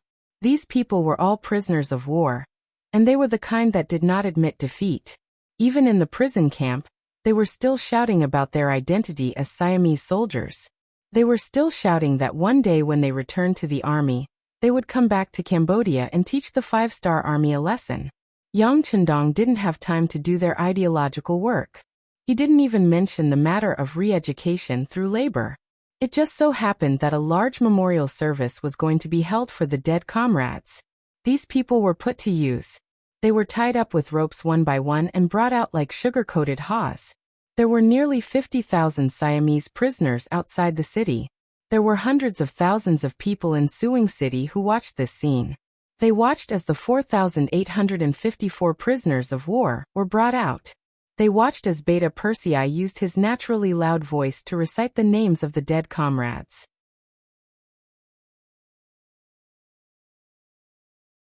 Chapter 1037. There were nearly 5,000 names, and it would take some time to recite all of them. Even though Yang Er's speed was not slow, it still took him 4 hours. During this time, there was no other sound outside the city except for the sound of the wind. Everyone was listening attentively, as if every name that was called out was imprinted in their hearts. When the last name was read out, in front of everyone, Yang Chendong raised his right hand and said loudly, "Invading without a reason, a life for a life.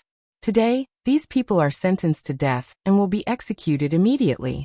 Guards, kill. Kill." More than 4,000 soldiers of the 5th Division shouted in unison. Kill. Nearly 800 black cavalry soldiers shouted in unison. Kill. 10,000 soldiers of the 1st Cavalry Division shouted in unison. Kill. More than 200,000 people on the city gate tower shouted in unison. The sound of killing shook the heavens, and nearly 50,000 Siamese prisoners trembled in fear.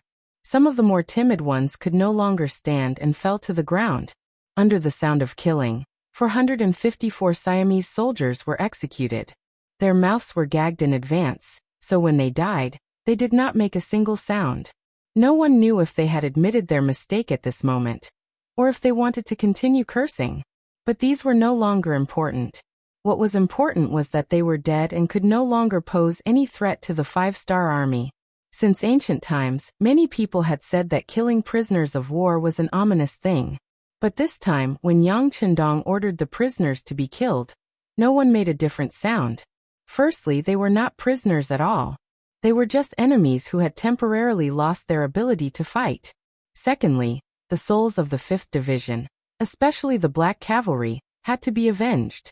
These people should have died on the battlefield long ago.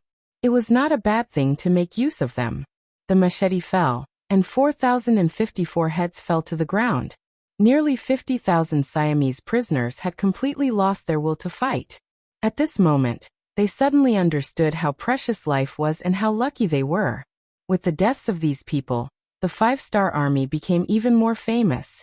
Everyone saw the attitude of the 5-star army towards the dead. It was said that not only the direct troops of the 5-star army, but also the Cambodian soldiers who died in the battle and the civilians of Suing City, who participated in the resistance against the enemy, received a handsome pension. It was said that Bugnam of Gojoseon had promised that the families of these martyrs would be given jobs. In other words, he was not only responsible for the dead, but also for the living. As soon as the news came out, the number of people who signed up to join the army in Cambodia increased by several times. Many young men were still complaining that the appearance of the 5-star army had broken the peace of their lives. However, when they saw the attitude of Yang Chendong towards the civilians of Suing City, their mentality changed. They realized that Bugnam of Gojoseon really treated them as his own people. He was really working hard for them to have a better life in the future. On top of this, there was only one more condition, which was to respect the Han people. So what?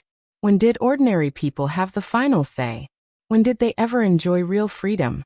There was only one more Han Chinese above them. As long as they acknowledged this point, they would be able to live a better life and obtain more freedom. So why not? No one liked being born inferior. However, when the general trend was like this, there was nothing they could do to change it. In such an environment, being a soldier to defend the country could give them a new hope. They even had the opportunity to raise their status and bring glory to their ancestors. So what reason did they have not to do it? In fact, as early as the moment the Phnom Penh dynasty became the province of Cambodia, some policies about Wuxia had been spread. However, most people did not believe it. Today, Yang Chendong used facts to teach everyone a lesson. This kind of doubtful thoughts finally disappeared, allowing more people to see the difference between the five-star army and making more people envious. There were also more people who launched practical actions and began to sign up for enlistment. Ding Ding Wei and Da En told the good news to Yang Chendong. Then they looked forward to it. They were happy about the change in the people's views. Although they were former officials of the Phnom Penh dynasty, they could still see who treated the people better. Yang Chendong really wanted to let the people under his rule live a happier life. With this, they should support him. The reason why they looked forward to it was because they were worried that Yang Chendong would not allow these ambitious young people to join the army. After all, the five-star army paid attention to the elite route. It had always been the quality of the soldiers rather than the quantity. It was also possible to refuse these people to join the army. However, this would greatly reduce their enthusiasm, which would increase the difficulty of managing them in the future. Under their expectant gazes, Yang Chendong pondered for a moment before giving his answer. Since they are so hot-blooded, how can we hurt their hearts? Then let's arrange for an assessment. If the conditions permit, and if there are no problems with identity and background, they can join the army. Yang Chendong actually agreed, which naturally made Ding Ding Wei and Da En happy. But then there was another problem. Da En quickly said, "Sixth young master, this time there are many people who signed up for the army. Not only Suing City, but many young people of the right age in many towns nearby. If they pass the assessment and political review, can they all join the army?" Of course. Yang Chendong did not understand what Da En meant.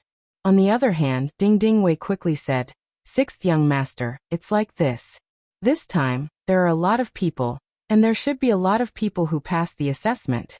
If they all join the army, then the military strength of Cambodia will naturally increase by several times, so the financial pressure will naturally be great. It doesn't matter. As long as they are physically qualified and willing, we can accept them. But we have to explain to them in advance that Cambodia alone does not need so many soldiers. They will have a new place to go in the future.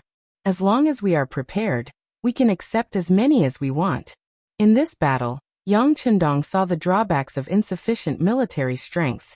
Although he had this feeling before, with the elite route, even if the enemy had a large number of soldiers, what could they do? They would still be defeated by him. But this time, in the face of the sudden attack of the Siamese army, the lack of military strength was finally revealed. Yang Chendong finally understood that sometimes, it was not enough to have a good number of soldiers. It was the truth that ants could kill an elephant. A small country like Siam gave him so much pressure. If he wanted to conquer the West in the future and occupy a larger area of land, how could he do it without enough military strength? If that was the case, he would just recruit soldiers. Other forces could support so many soldiers, so how could Yang Xia not be able to do it? Out of consideration for the future, Yang Chendong agreed to the expansion of the military. Not only that, but he also sent a message to several other provinces. He knew very well that it wouldn't take long for the news of Cambodia province's recruitment to spread out. By then, the men from other provinces would inevitably ask for such a request. Instead of waiting for them to ask for instructions, it was better to just let it go. He wanted to see how many soldiers he could gather with his forces. Just like that, the matter of conscription was settled. As usual, he only sent a telegram to the Crimson City Lord Manor and the military to state the facts. This clearly showed his attitude. I'm only informing you, not asking for your opinion. Just do as you're told. The recruitment was handed over to Ding Ding Wei and Dagan, who were familiar with the local environment. In Suing City, Yang Chendong received Lu Zhua, the commander of the new 1st Cavalry Division, who had just arrived. Yang Chendong did not have to be polite to this old subordinate. After learning that Lu Zhua's condition was stable and there were no symptoms of acclimatization, he said, "Since there is no problem with the army, then go and prepare. We will set off in 2 days." It is time to seek justice from Siam. The king of Siam was in Bangkok. General Tong had already fled in defeat. However, he had already lost his freedom the moment he entered the royal capital. He was captured by the king's guards who had been waiting here for a long time and locked up in prison. This time, Siam King Ili Chi believed Tong's words. He sent an army to reinforce the eastern front. He even sent out the few cannons he had.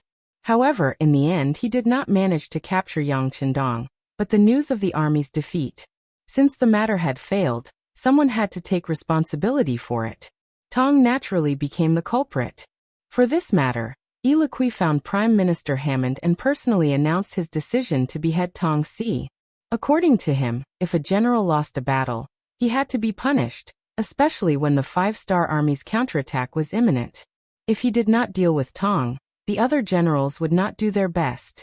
In the end, they would lose the battle and flee back to the capital. Hamad had a different view on the king's order. From his point of view, when the two armies were at war, it was not auspicious to kill one's general. It would only disappoint the other generals. But since it was the king's order, he had to obey. Therefore, he arranged for someone to go to the dungeon and announced that Tong would be locked up and executed after the battle. From his point of view, since it had to be done, it was best to delay it as much as possible and not let the bad news spread. Tong, who was only one step away from success, was locked up in the dungeon and waiting to be executed after the battle. If he had known this would happen, it would be hard to say if he would have escaped back to the royal city. What Tong didn't expect was that even though he was about to die, the 5-star army didn't let him off. He fainted after consuming a meal, and when he opened his eyes, he was already out of the dungeon. He couldn't believe that someone would spend a huge sum of money to buy him out of the dungeon.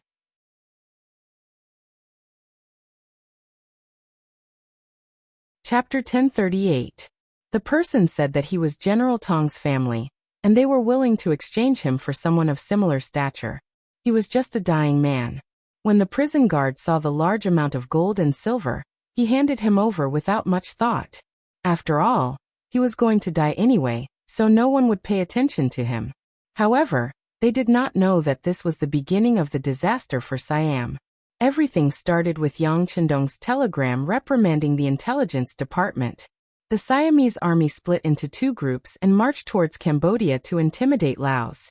The 5-star army actually didn't notice such an important military intelligence. It was no wonder that Yang Chendong scolded Yang San in the telegram for being useless. If he couldn't do it, then he should find someone capable to do it. Feeling Yang Chendong's anger, Yang San sent a secret telegram to Golden Rooster, who was in charge of the situation in Southeast Asia. However, this telegram was like a stone thrown into the sea. Helplessly, they had to send someone to investigate. Finally, they received news that Wu Gui, who was temporarily in charge of Sky Sparrow, had been captured by the Siamese army. He was nicknamed Golden Rooster, and his real name was Wu Gui. Just like the Great Ming Dynasty had the Genie Guards and the East Faction Guards, and the 5-star army had the Ministry of State Security and the CIA, Siam also had its own intelligence organization, and they had found Wu Gui's location in advance. It was in an inconspicuous courtyard in Bangkok. Siam beat them at their own game. They did not take him down immediately. Instead, under the instructions of Prime Minister Hamad, they only watched him and did not alert the enemy. When the Siam army was preparing for war, Wu Gui, nicknamed Golden Rooster, was gathering his subordinates for a meeting. The Siam army broke in and captured him. They killed 7 members of the intelligence department on the spot, including Golden Rooster. Because the matter was done secretly, and the key members of the intelligence department who knew about Golden Rooster's whereabouts were either dead or captured, The security department did not know about this at all. It was not until Yang Chendong's telegram that they could not contact him that they sent someone to investigate. Only then did they know everything. The intelligence network of the Ministry of State Security in Siam was wiped out. When the news reached Chichen City, 5th Madame Su Maner, who was in charge of the CIA, felt that her opportunity had arrived. Since the establishment of the CIA, although it had done some things, its contributions were not very great. The reason was that the intelligence network of the Security Bureau had been established long ago. At this time, it was not easy for the CIA to insert a rod into it. Not only did they have to face the obstruction of enemy intelligence departments, but they also had to be suppressed by the Ministry of State Security. That's right, it was true that Su Maner was Yang Chendong's 5th madam, but Yang San was a servant who had followed Yang Chendong for many years. He was extremely trusted and valued. When it came to intelligence, he was naturally unwilling to give in. For the sake of the 5th madam, he had already shown enough respect by not directly suppressing the CIA. It was very difficult for the CIA, which was established late and had lost the initiative, to gain any achievements. As the person behind the scenes, Su Maner had been looking for an opportunity to make a breakthrough. Finally, the opportunity had come. The incident in Siam made her feel that there was an opportunity to take advantage of. Immediately, she sent out a very clean female intelligence member, nicknamed Qingxi, to secretly go to the capital of Siam. According to Su Maner's intention, Qingxi's arrival was to investigate more of the Siam army's movements, as well as whether or not she could analyze their next move. After Qingxi arrived, she learned that General Tong had returned to the capital through buying information with a large sum of money. As such, she immediately bribed someone to be a spy in the prison, wanting to keep an eye on this General Tong. Qingxi had a feeling that the 6th young master would not spare this person. Then his every move had to be carefully monitored. What she did not expect was that the king of Siam was so decisive and actually gave the order to execute him after the war. Since there was no chance to kill this person on the battlefield, Qingxi had the idea that she could not let him go. Thus, she spent a large sum of money to exchange him in the name of Tong's family. After taking down Tong in this way, Qingxi reported the matter. In her opinion, it was just a trivial matter. However, she did not expect that this telegram would be sent to Yang Chendong. The original intention was for Su Maner to ask how she wanted to punish the culprit. In Yang Chendong's eyes, his eyes could not help but light up. You must hide him well. If it is not safe, kill him on the spot. In short, do not leave any traces behind. Try your best to deny this matter to the outside world. I have great use for it. After sending this telegram, Yang Chendong immediately sent another telegram to Luo Pu, the commander of the 2nd Army, who had already made preparations to send out troops in Wanxiang City. He allowed him to send out troops to Siam, and reminded him that all logistical matters could be handled by the governor of Lao Province, Luan Shaochen. After sending out these 2 telegrams, Yang Chendong's 3rd telegram was also sent out. It was sent to the Minister of Foreign Affairs of Chichen City, Madali. He requested to send people to Siam as soon as possible to negotiate. After sending out the telegram, Yang Chendong waved his hand and sent out troops to Siam. He had the 1st Cavalry Division, the 1st Cavalry Division of the new army, half of the 5th Division of the Lu Army, and a total of 50,000 Cambodian soldiers, temporarily recruited. In total, he had more than 70,000 people. It was quite a powerful force. Next, it was time for him to seek justice. Wanxiang City. After receiving the telegram, the commander of the 2nd Army, Luo Pu, took the initiative to look for Luan Shaochen and Long Tainan. He said that he would immediately send out troops according to the 6th young master's orders, and asked them to help and cooperate with him. Whether it was Luan Shaochen or Long Tainan, they were both relatives of Yang Chendong. In addition, one of them was the leader of Laos, while the other was in charge of the stability of the public security under Yang Chendong's influence. Both of them were very powerful. Even though Luo Pu was already a major general, he still showed a lot of respect when he saw them. Commander Luo, don't worry. Lao Province will definitely listen to the orders of the 6th young master. We will fully support you. If you want money, we will give you money. If you want things, we will give you things. This was Luan Xiaoqin's declaration. Then came Long Tianan's voice. Commander Luo, don't worry. I have already discussed with General He Guang. We will try our best to keep up with your pace. During this period, we have recruited a total of 40,000 soldiers. We will fully support you. After more than 10 days, while the situation in Suing City was worrying, Luan Xiaoqin and Long Tainan did not stay idle.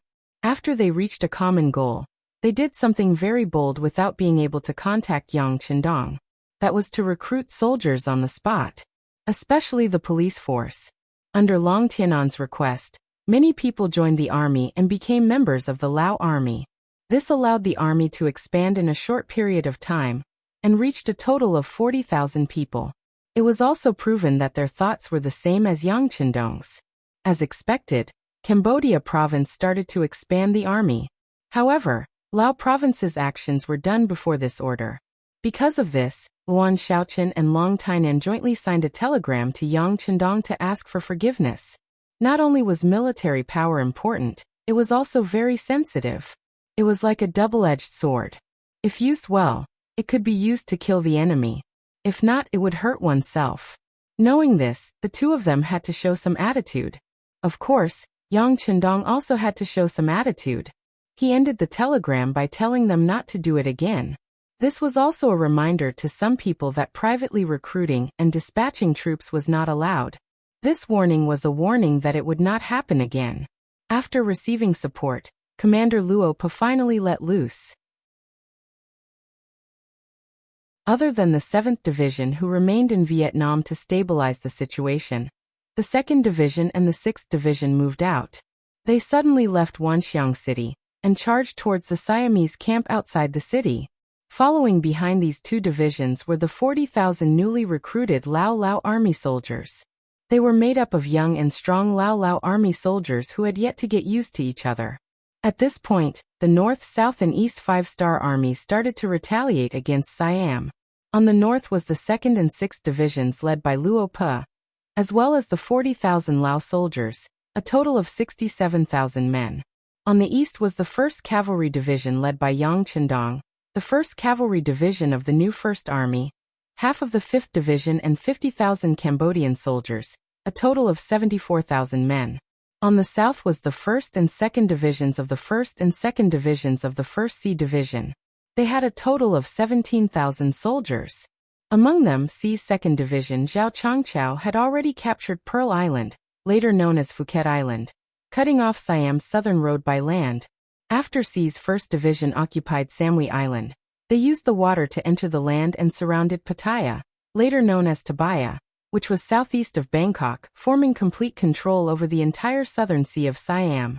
When the North Army left Wanxiang City, they caught the Siam Army off guard.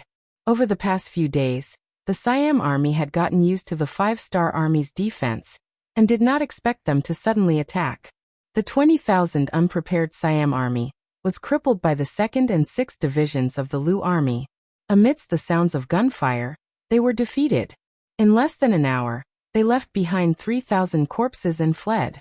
Luo Pajuan left the task of cleaning up the battlefield to the 40,000 Lao soldiers led by Long Tainan and General He Guang.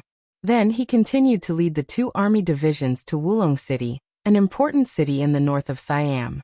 At this moment, Siam's General Godin was in the city. He had just heard the news of the 5-star Army's attack. Not long after, he saw his soldiers being defeated. He also saw the 5-star Army soldiers in green chasing after his soldiers. The intelligence personnel had already reported the information. Every 5-star Army soldier who could wear a formal suit belonged to the elite faction. They were not easy to deal with. Although Godin had 200,000 soldiers, he did not dare to be careless. He immediately ordered his men to prepare to defend the city.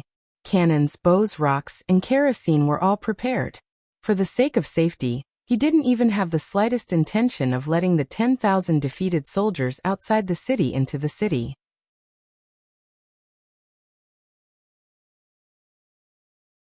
Chapter 1039. If they didn't open the gates, they would only lose 10,000 soldiers.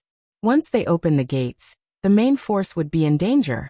With the city's defense and the 50 cannons, they might be able to inflict heavy damage to the main force of the five-star army. General Gordon was ambitious. This time, he wanted to use his actions to humiliate the five-star army.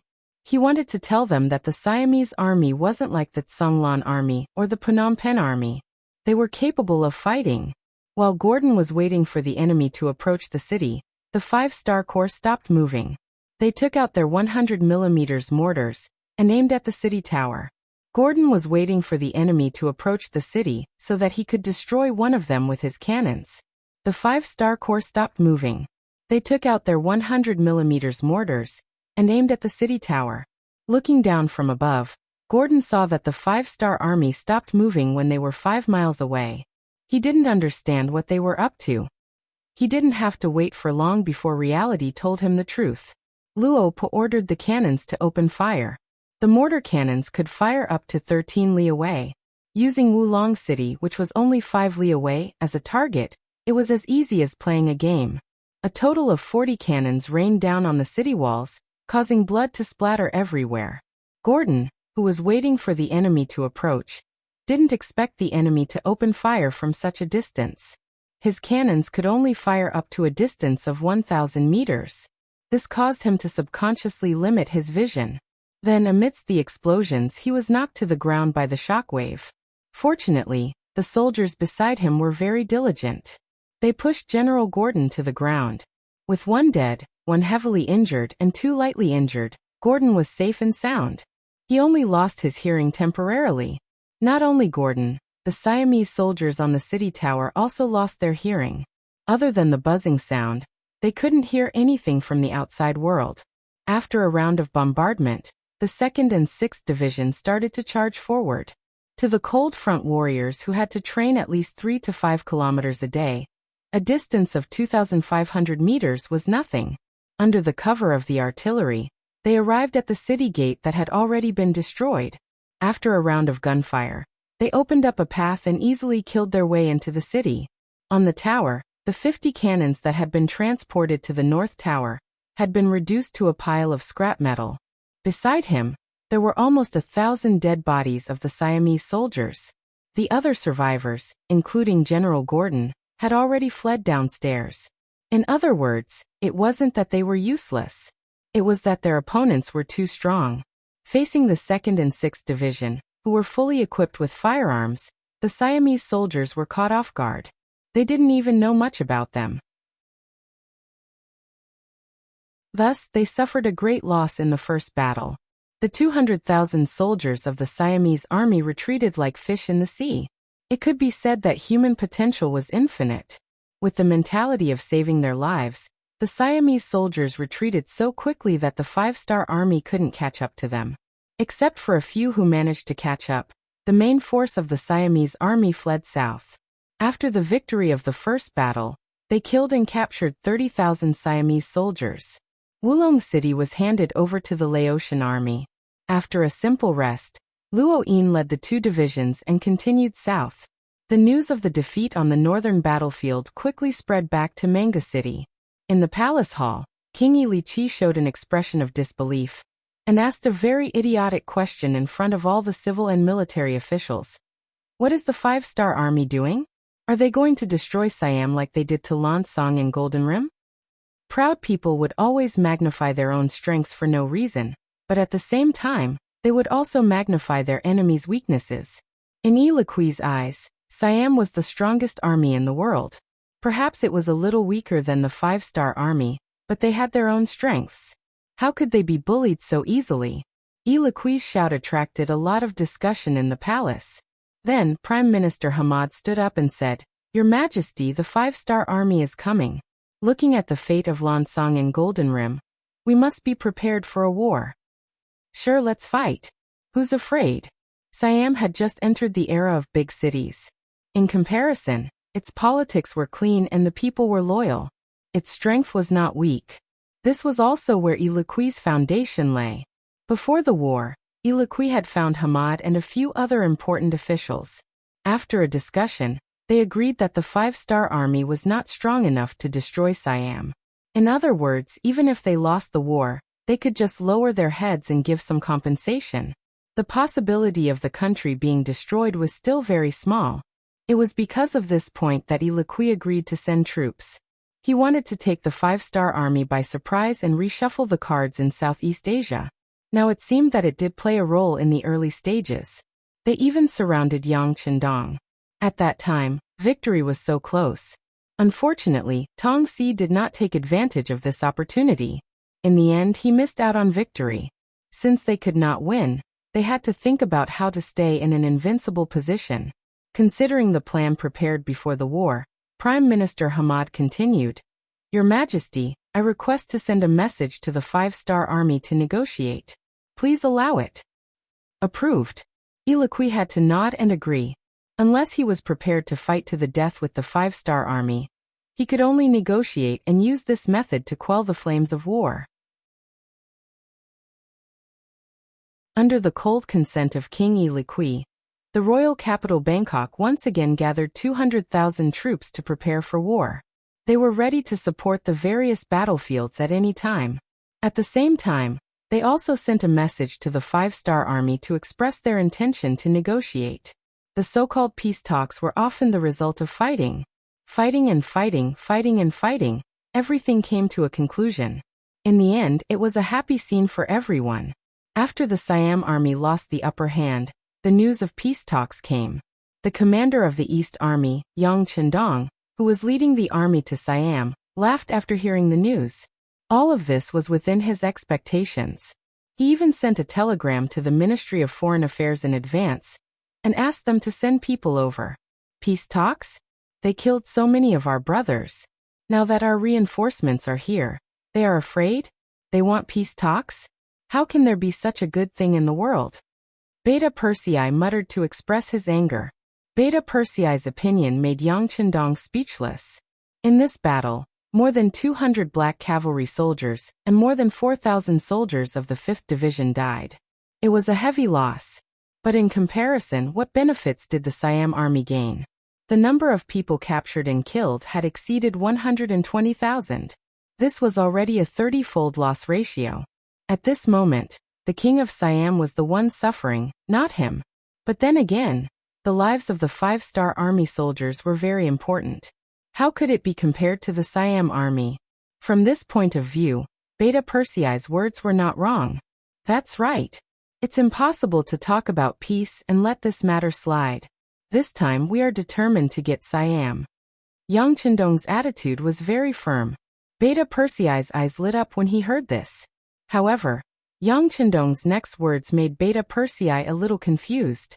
But based on the information we have, Siam prepared a full 800,000 soldiers before this battle. So far, we have destroyed about 200,000 soldiers. There are at least 600,000 soldiers left. Beta Persei, tell me, with our current strength, can we defeat them? Yes, 600,000 is. Beta Persei stopped mid-sentence. This was 600,000, not 60,000. The total number of soldiers of the 5-star armies. Even if the average D-ping were to be included, they would only have around 150 to 160,000 men. Even if they wanted to destroy the enemy, they still had to split up their forces to defend the cities that they had occupied. Beta Persei did not speak, and Yang Chendong did not intend to ask any more questions. Instead, he looked thoughtfully in the direction of Siam. A bold plan was formed in his mind again. This plan could be expressed in a very simple way. There were only 4 words: training troops on the battlefield. Soldiers who had never been on the battlefield could not be considered real warriors. This was true for ordinary soldiers. After a few battles, Yang Chendong had already seen his disadvantage. That was, he had too few troops. If he was so weak to deal with the Siam army, wouldn't he be in the same predicament if he was forced to fight against a bigger force in the future? For the future, he also needed to prepare for military training. How could he create a decent army in a short period of time? Their strength could not be said to be on par with the Cold Front, but at least they had to meet the requirements of a B-level army. After thinking about it, the only good idea was to train troops on the battlefield. With the 600,000 soldiers of Siam as a whetstone, Yang Chendong wanted to see how many B-level troops he could train. In order to achieve this goal, More local battles were needed. That was to say, how to fight the Siamese army continuously, and make them send out their troops without getting angry became the most important thing. Thinking about it carefully, it seemed that the best way was to talk while fighting. That was why he was so optimistic and hopeful about the upcoming negotiations between the two sides. Before Yang Chendong had to wait too long, someone from the Ministry of Foreign Affairs came. It was their minister, Ma Dali. Yang Chendong was somewhat surprised by Ma Dali's personal visit. He was the Minister of Foreign Affairs, who stayed in Xiqian City to preside over the overall situation. How could he come out so easily? Seeing the obvious doubt in Yang Chendong's eyes, Ma Dali smiled bitterly and said, "Sixth young master, for the current Ministry of Foreign Affairs, the most important thing is the war with Siam, so I came in person."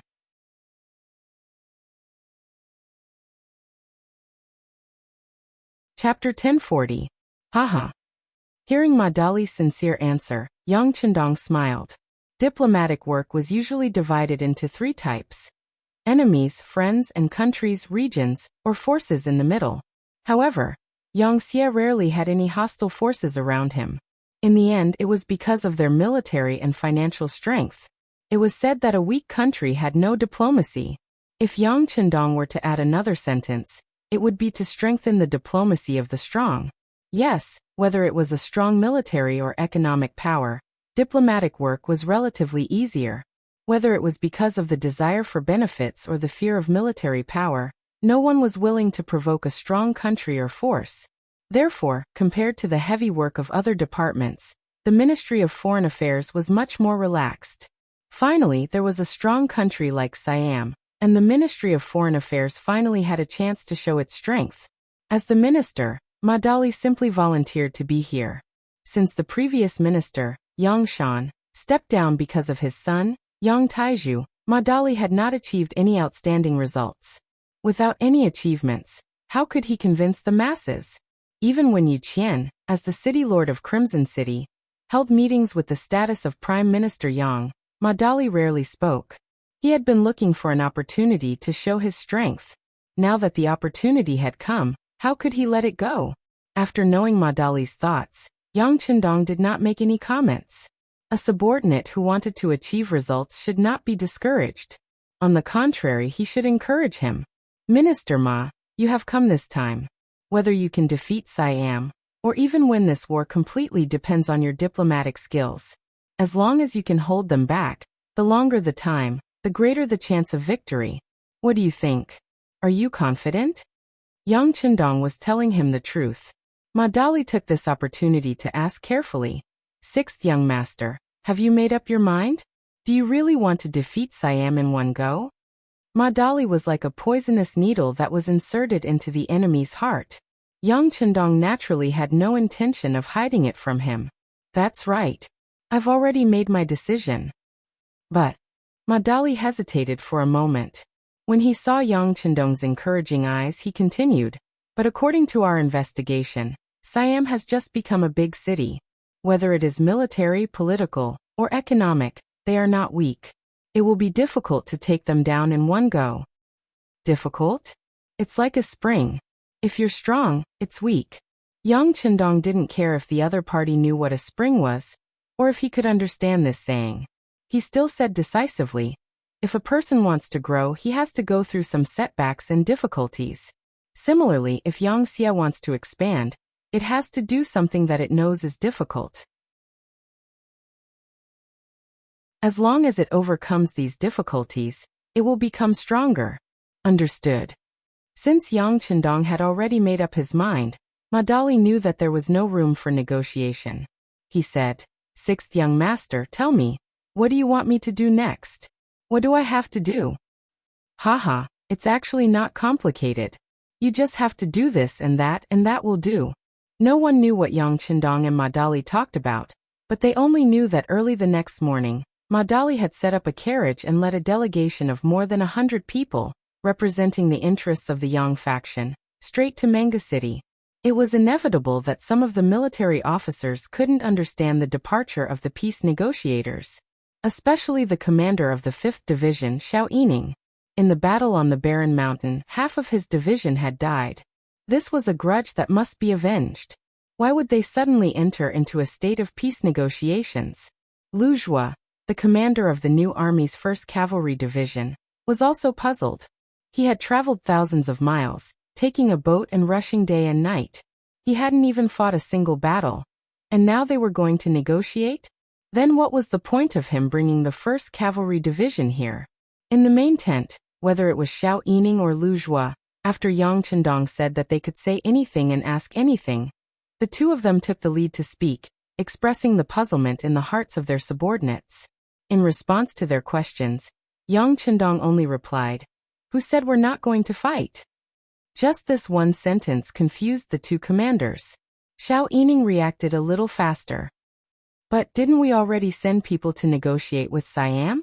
"That's right." Wuxia quickly added.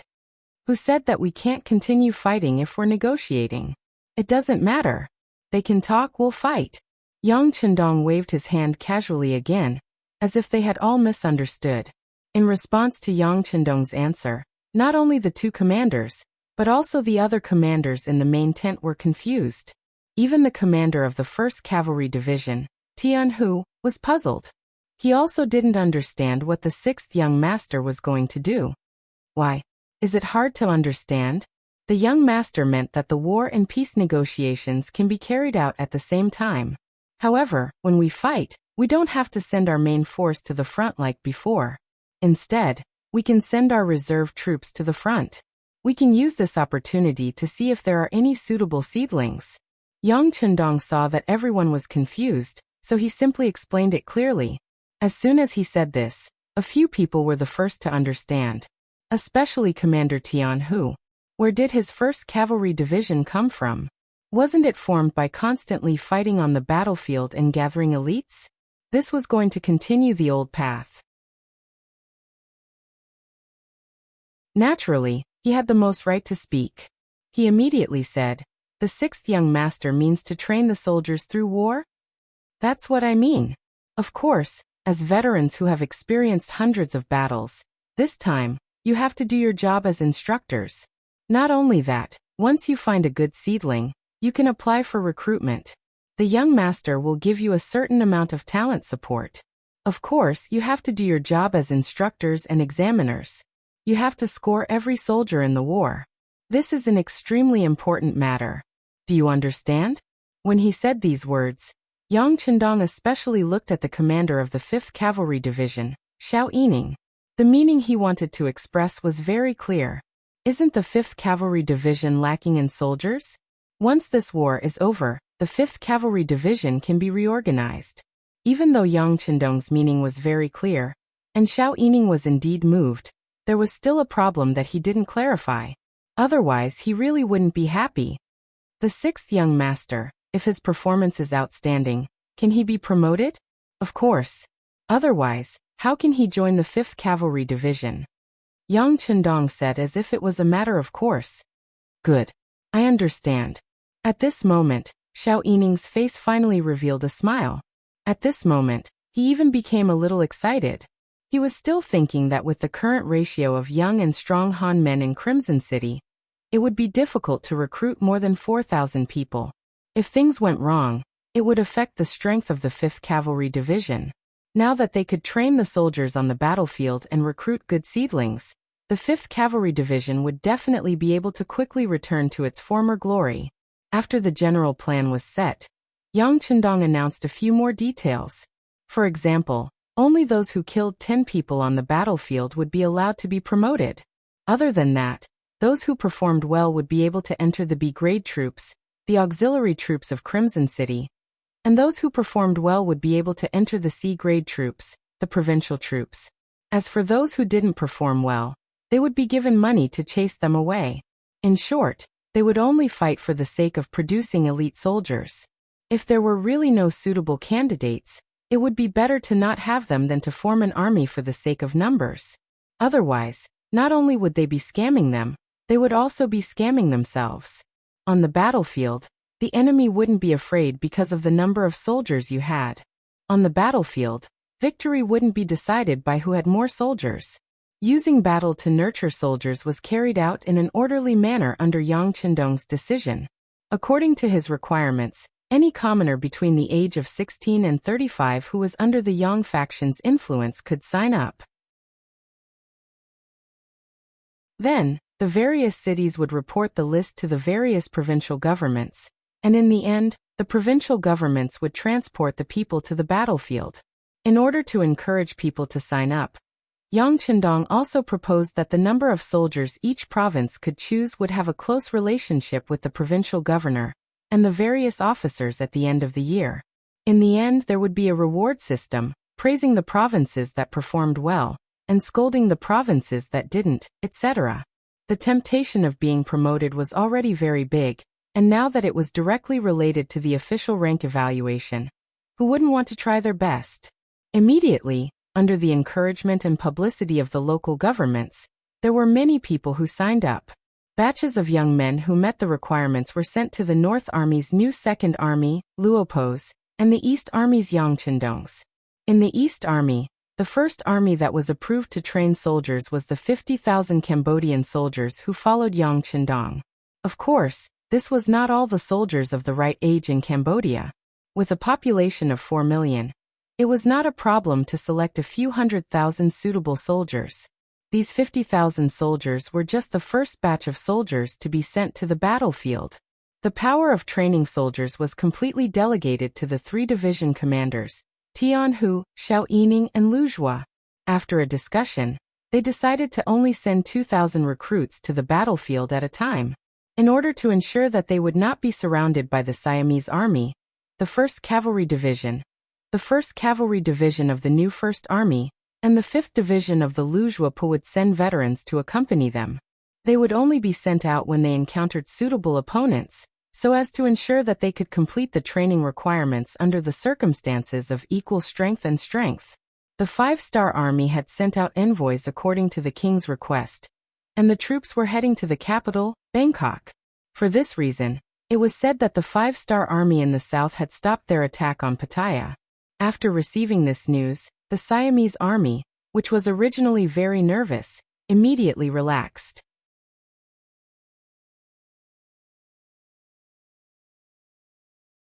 Chapter 1041.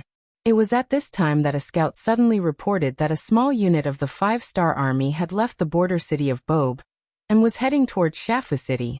After hearing the news, the Siamese army was very puzzled.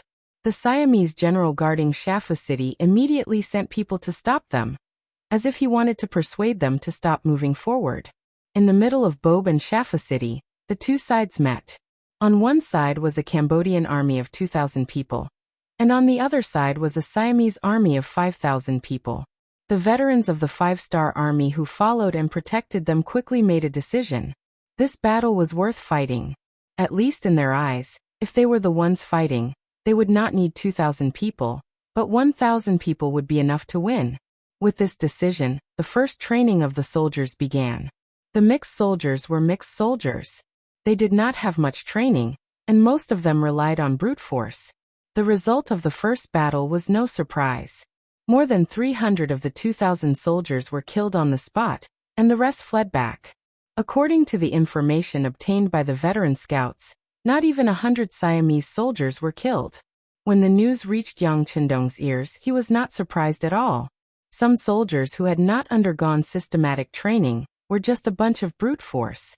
They did not even have a basic degree of cooperation. It was impossible for them to defeat the disciplined Siamese army. Just like the so-called Jianghu people, they might be a headache if they fought alone, but once they gathered together, no matter how many of them there were, they would not be a match for the imperial army. If the army made up of Lao men really wanted to win, they would have to learn how to cooperate, get used to blood, and really mature. Then they might have the qualifications to defeat the Siamese army. Of course, this was not something that could be done overnight.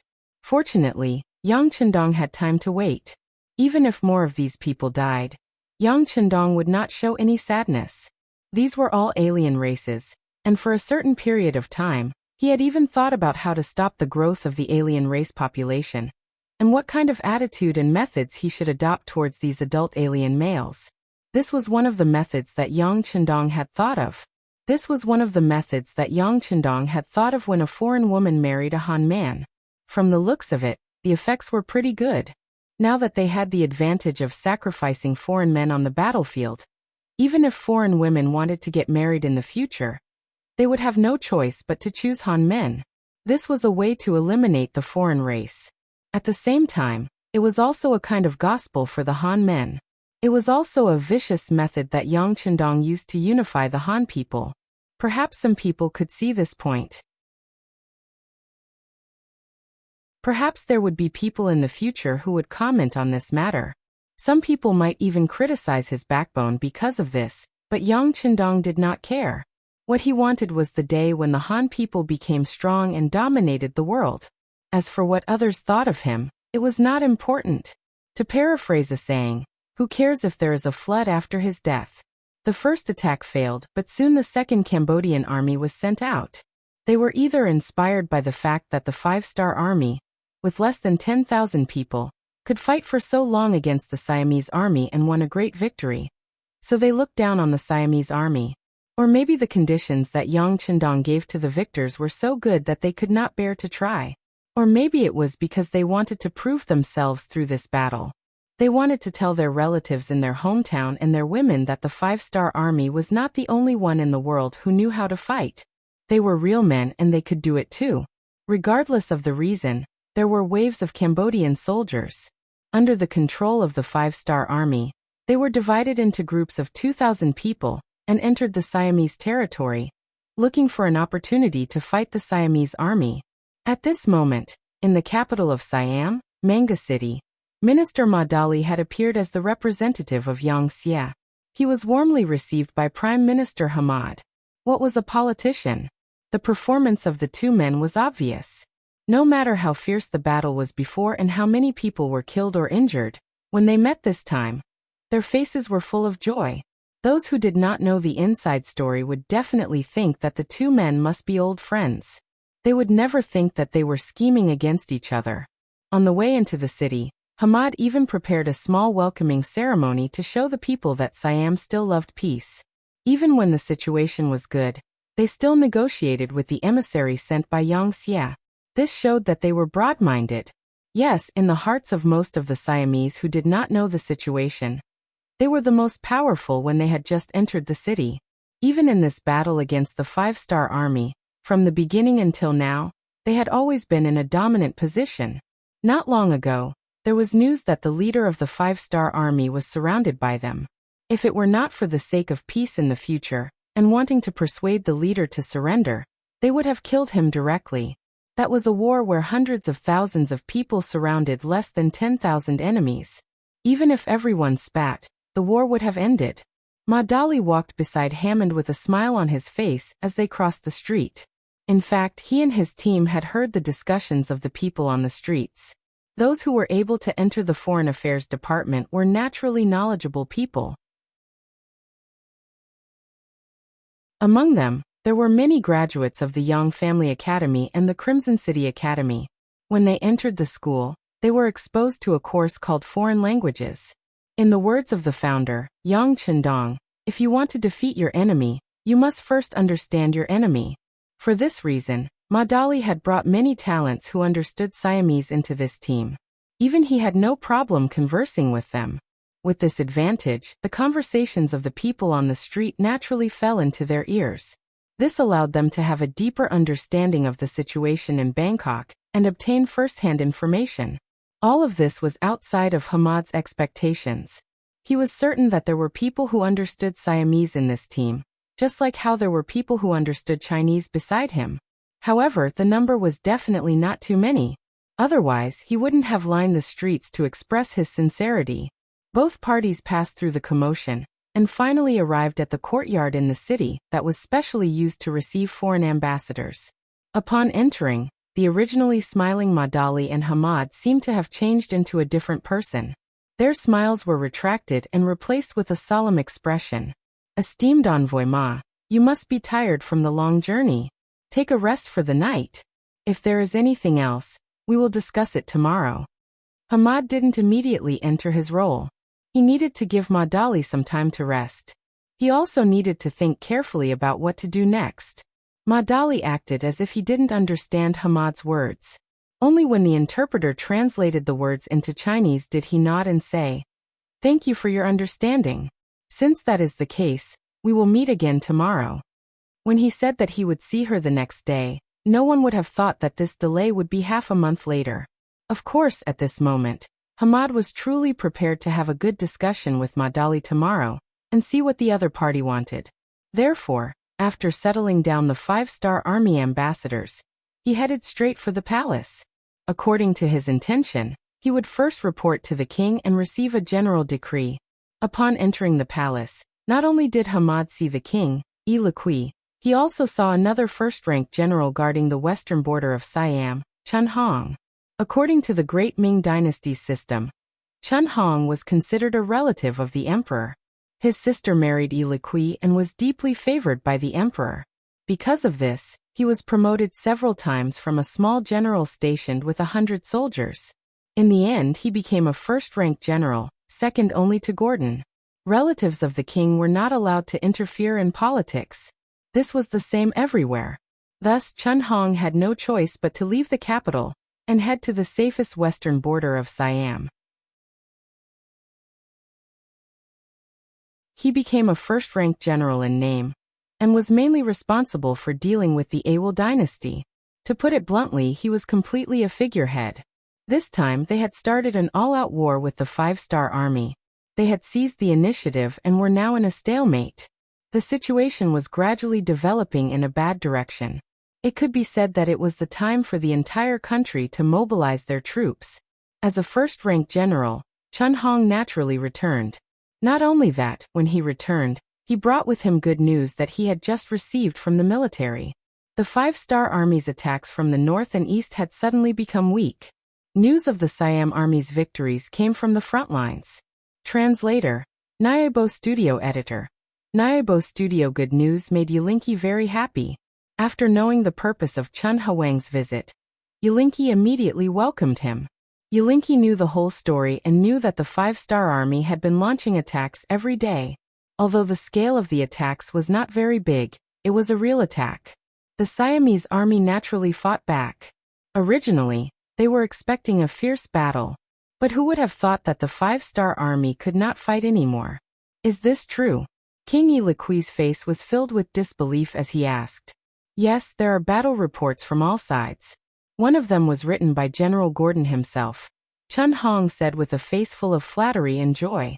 As the saying goes, love the house and its crow. Since he liked Chen Huang's sister, Yi Liqui naturally did not dislike Chen Hong. Now that Chen Hong brought news of victory, he could not help but laugh heartily. This was the first time Yi Liqui laughed heartily since the start of the war with the 5-star army. At this time, Hammond entered the palace to report the situation. When he saw the king laughing so happily, he was also curious. Your Majesty, when did you become so happy? Tell me and I will be happy too. Ah, good. General Chen, tell the Prime Minister about this. Yi Liqui was in a good mood and immediately agreed.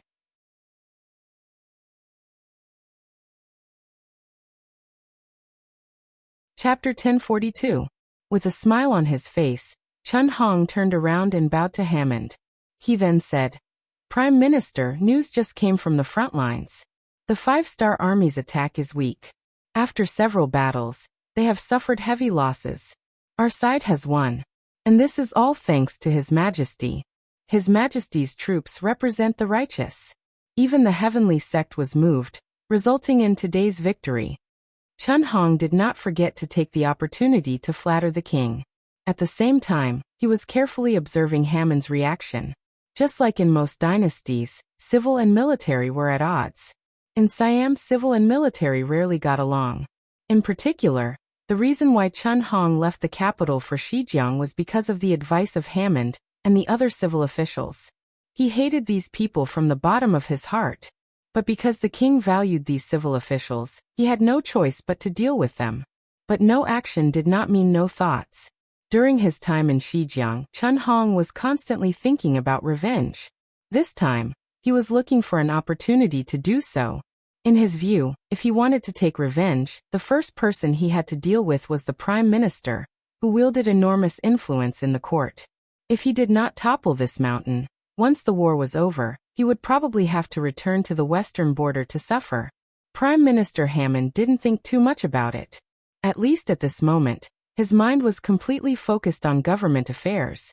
When he heard Chun Hong say that the situation on the front lines was starting to turn for the better, he was truly confused. If not for the fact that he understood General Gordon and knew that this person was the worst at lying, he would have doubted the veracity of this matter. Since even General Gordon said that the front lines had won, Hammond had to think carefully about what was going on. From the bottom of his heart, Hammond did not believe it. A 5-star army that could defeat the Jiaoji Kingdom, the Lansong Dynasty, and the Goldenbian Dynasty, as well as occupy the Luzon Island and a large area of the sea. They stunned everyone from the moment they appeared. With their strong financial resources and powerful military capabilities, there were few who would not follow their orders. How could such an army suddenly have such a low combat strength? This didn't make any sense at all. Hammond suddenly stopped talking. He didn't express any opinion and just stood there with a frown on his face. Chun Hong saw all of this, and it was difficult for him to find a weakness. He had no choice but to continue asking, "Prime Minister? Why do you look unhappy? Are you unhappy that the army won the battle at the front lines?" After this reminder, even King Ilichi paid attention to it. But out of trust he still said, "How can that be? The Prime Minister is the Prime Minister of Siam. He will naturally be happy to hear that the frontline army has won the battle." "Yes, of course I'm happy." At this moment, Hammond also recovered and hurriedly replied. But after saying this, he still voiced out his doubts. "It's just that the 5-star army has always been known for their extraordinary combat strength. Why did they suddenly become weak this time?" "Weakened?" Chun Hong finally caught the opportunity and said, "How can it be weakened? It should be because our Siam army is too strong. Under His Majesty's wise leadership, we have vigorously developed our military. The treatment and training of the army are the best. Why can't such a good army win the battle?" "Prime Minister, as a general leading an army, I really can't agree with what you're saying. The Siamese army was indeed stronger than the other neighboring countries. But if it was said that they could easily defeat the 5-star army, Hammond would never believe it. He decided to see for himself and personally go to the front line to see for himself. "Your Majesty, I am willing to go to the front line. Please allow it." This was Hammond's strength. He would not easily agree with the opinions of others. He would only make a decision after seeing the results. This was also the reason why Ilichi felt at ease using him, so he didn't even hesitate and agreed to this request. Hammond had something on his mind, so he didn't stay for long. Before he left, he only said that the emissary from the 5-star army had arrived, and before the battle was completely settled, he still had to receive him with courtesy. He then left the palace hall, leaving behind Chun Hong to watch him leave. He said with some dissatisfaction, "Your Majesty, he doesn't trust our army and General Gordon." "Sigh, General Chun, don't think too much. Prime Minister is such a serious person. It's good to let him see. That way, we can rest assured." Ilichi was not influenced by Chun Huang's words. In his heart, he didn't really believe this news. He also hoped that someone could make a trip. Hammond's volunteering was exactly what he wanted. Ma Dali, who was in the emissary group's courtyard, did not know about this. The next morning, not only did he not see Hammond, who was supposed to be here, but everyone was also grounded. Considering that the two countries were at war, they were not allowed to leave the courtyard for fear of being affected. Fortunately, food and drinks were delivered in time. Otherwise, the minister would have to consider whether Siam was going to reveal their true intentions. The training of the soldiers on the northern and eastern fronts continued. The battle situation did not improve. The 40,000 Laotian soldiers on the northern front and the 50,000 Cambodian soldiers on the eastern front were sent out for battle for the third time. Relatively speaking, they would still lose against the Siam army. It was just that they did not lose as quickly. However, it was still far from a draw. It was also at this time that a steady stream of reserve troops arrived. After receiving Yang Qindong's orders, the provinces immediately started recruiting soldiers. The attractive policies were also spread to all the provinces under Yang Xie's control. Once they performed well, They could be promoted. Such a temptation tempted the foreign youths, who knew the power of the Han people, to no avail. With the opportunity in front of them, there were not many who did not want to seize it and give it a try. There were many such applicants. In a short period of time, 200,000 youths had signed up. It was said that this was only a portion of the total. There would be more applicants in the future. Since there were so many people who wanted to sign up, Yang Chendong naturally did not reject any of them. Yang Xia, who did not lack food, was never afraid of having too many people. He only despised having too few people. When the new batch of soldiers arrived, the disadvantage on the battlefield became even more obvious. In contrast, the morale of the Siam army was increasing day by day. The continuous victories had made some of the soldiers feel smug. When they found out that as long as they encountered the 5-star army, they would definitely be the ones to win. Although they didn't get much, they still had some achievements. They could report their military exploits and receive money. Therefore, everyone became more active. This was especially true when they discovered that their numbers were too large, and they often couldn't find an opponent. When their numbers were only around 2,000, the 5-star army would take the initiative to jump out. They immediately divided their troops into groups of 2,000, allowing them to obtain more small-scale victories. A small victory was still a victory. Wasn't there a saying that went, "Many a little makes a man"? The Siam army was tirelessly busy. There were reports of victory every day. They were delivered to the commander of the army. Prime Minister Hammond, who had come to understand the actual situation, saw everything clearly. The battle reports were real. From time to time, some corpses of the 5-star army soldiers would be sent back. These could not be faked. All of this made Hammond speechless. Even the Siam army in the east had achieved such a great victory. With General Gordon leading the army in the north, there was nothing to doubt about the results. What was going on? Was the 5-star army's strength not enough due to the continuous expansion? Or was their standard just average to begin with? It was just that people had made them legends. Hammond could not understand this question. However, there was no need to think about it. Since they had achieved victory on the battlefield, there was nothing to be afraid of. He had to immediately return to the capital to report. At the same time, he had to change his strategy against the 5-star army. Negotiations could be discussed. However, this time he did not have to compromise. Instead, he had to force the other party to compromise. This was something he had to consider. Satisfied, Hammond left. On the morning of his departure, news came from the Security Bureau. Yang Sen had arranged for Yun Ke, who was recuperating in Chichen City, to return to Siam. With Golden Rooster Wu Gui's mistake, Skylark certainly didn't dare to be negligent and relax. He secretly watched the situation closely. As soon as the people left, the news came. They're gone?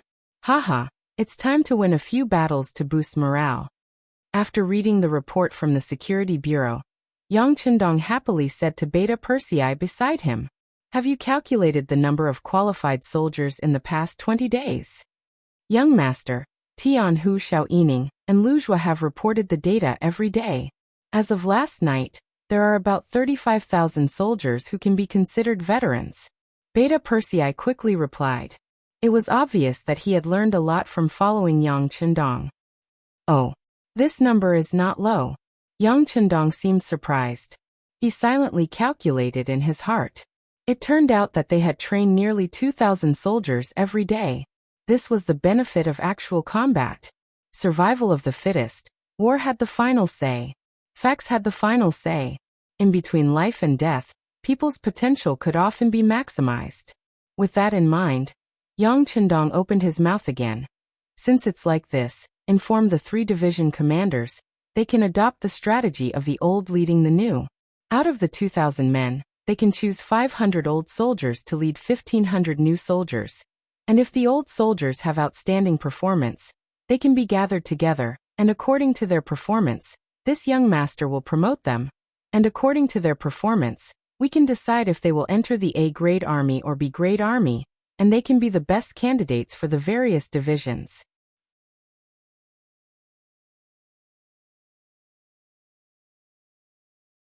Chapter 1043. After 20 days of training, there were finally results. Beta Persei also agreed happily, and it was from this day onwards that the situation on the battlefield began to change subtly. Similarly, the enemy was no longer defeated by the 5-star army after encountering each other.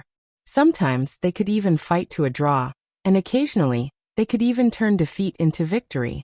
At first, the Siamese army did not feel anything about the changes on the battlefield. When someone reported the situation to his superior, the general did not take it seriously. He thought that it must be his soldiers who were slacking off. That was why they praised the enemy so highly. For this reason, the general even scolded a few of the informants. He suppressed the informants with the authority of a superior officer. Suppressing the gourd would lead to the emergence of the ladle. Suppressing some matters by force might not necessarily lead to a good outcome. What was more frightening was that on the battlefield, if you underestimated your opponent, there would only be one outcome: death or defeat. In the blink of an eye, 10 days had passed. More and more ambitious young men under the Wuxia forces came to the battlefield. More and more people began to participate in the battle, and displayed their advantages. As the number of actual combat increased, many men with excellent results were reflected. Among them, the number of people who were promoted by Yang Chendong alone exceeded 5,000. All of them had been tested in actual combat. They had participated in more than 20 battles, both large and small. Among them, the weakest one had accumulated 20 kills on the battlefield. With the demonstration of these 5,000 young men, the young men of the other races were greatly stimulated. They performed even more bravely and fiercely on the battlefield, strengthening the transition from new recruits to old soldiers, and also increasing the proportion of old soldiers. At one point, the number of old soldiers had reached over 60,000. The 5-star army had achieved such great results. The Siamese army felt it the most. They had originally prepared 120,000 people, all of whom were trained soldiers. But now the number of people was less than 50,000. Seeing that the 5-star army's offensive did not weaken and was still so strong, they had no choice but to send a request for reinforcements to the capital. It wasn't that they couldn't defeat the 5-star army, and it wasn't that they didn't fight with their lives on the line. It was just that there were too many of them, so many that it seemed like they would never be able to kill them. In fact, the 5-star army had paid a heavy price. Countless recruits had died in the first battle. In terms of numbers, they were not inferior to the Siamese army. Manga City suddenly received a request for reinforcements from the East Army, which was beyond the king's expectations. Didn't they say that the battle at the front lines was going well, and that the 5-star army had suffered heavy losses, and that they wouldn't be able to hold on if this continued? Why was it his own side that needed reinforcements? What kind of situation was this? Countless question marks involuntarily appeared in his mind. Liqui immediately summoned Prime Minister Hammond and First-Rank General Chun Hong to seek their opinions. The two representatives of the civil and military officials hurried into the palace. Just as they were confused, Liqui threw an urgent letter for help at their feet with an unfriendly expression. "Take a look and see what's going on." The two picked up the letter, and their expressions quickly turned heavy. Chun Hong was the only first-ranked general in the palace. In fact, he had been in charge of military affairs and understood the situation at the front lines very well. Indeed, the news of victory had been constantly spreading. As time passed, he had already gotten used to it. He wouldn't become so excited because of the news of victory. In fact, in his opinion, this battle should be over soon. Perhaps, it would be worth celebrating when they achieved a great victory over the 5-star army. Needless to say, Hammond personally understood the situation at the front lines. 10 days ago, the news of victory was still spreading. Why did they need to request reinforcements from the royal capital so quickly? Could it be that the 5-star army's reinforcements had arrived? When he thought of this, Hammond suddenly remembered something. The intelligence personnel he sent to investigate the 5-star army hadn't contacted him for 7 to 8 days. Logically speaking, if there was any situation, they should have contacted him at least once every 3 to 5 days. But this time, it was so long. Did something happen to them? What did this mean? The faces of the two ministers became heavy. However, without enough understanding, how could they know what to say at this moment? He was facing the king. One wrong word, one wrong decision, and it could bring about terrible consequences. The two didn't speak, but it didn't mean that the matter would pass. Looking at the two who had turned mute, Eliqui's displeased voice sounded again. What? Why aren't you speaking? This king is asking for your opinion. Eliqui was about to get angry. Chun Hong was afraid and couldn't help but raise his head and say, Your Majesty, perhaps the 5-star army sent reinforcements. After all, the battle has been going on for almost a month and the battles are fierce every day. The soldiers at the front lines must be exhausted and need fresh blood to ensure victory. Exhausted? So in your opinion, are you going to agree to send reinforcements? Eliqui heard this ambiguous answer and asked in displeasure. According to the rules of the battlefield, the soldiers can't be used frequently. We should send reinforcements. Chun Hong knew that he couldn't continue wavering. He could only grit his teeth and express his determination. After Chun Hong expressed his opinion, it was naturally Hammond's turn. Logically speaking, he had lost the support of his informants and should first understand the situation before making a final decision. But this time, Eliqui was in a fit of rage. If he gave such an answer, it was clearly inappropriate. During this period of time, Chun Hong had been active in the royal city. He had already roped in a lot of ministers, and had also said a lot of bad things about himself. At this moment, he absolutely could not do anything wrong. Otherwise, it would be like handing over his weakness to his opponent. Your Majesty, this official also believes that we should send reinforcements. But the matters at the front lines shouldn't be too urgent. Your Majesty should also take care of your body. After coming to a decision, Hammond's expression relaxed and he replied fluently. Hearing Hammond's tone wasn't heavy and even seemed to be relaxed, Eliqui's heart was greatly reassured.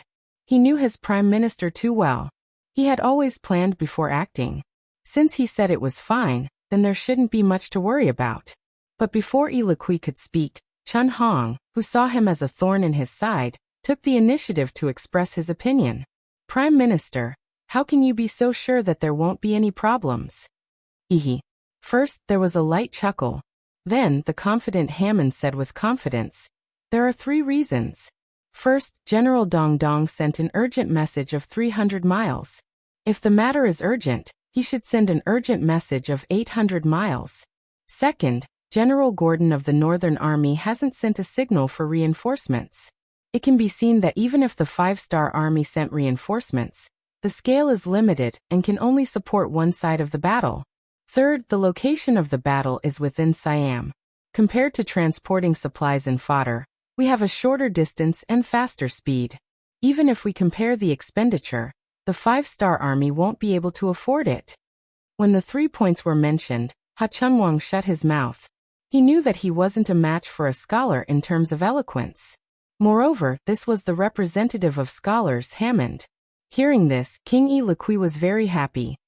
Good, as expected of my prime minister. What you said is reasonable. Even if the 5-star army sent reinforcements, we should also send reinforcements. This time, we will let them see the strength of Siam, and let them know that we aren't comparable to Lansong and Golden Rim.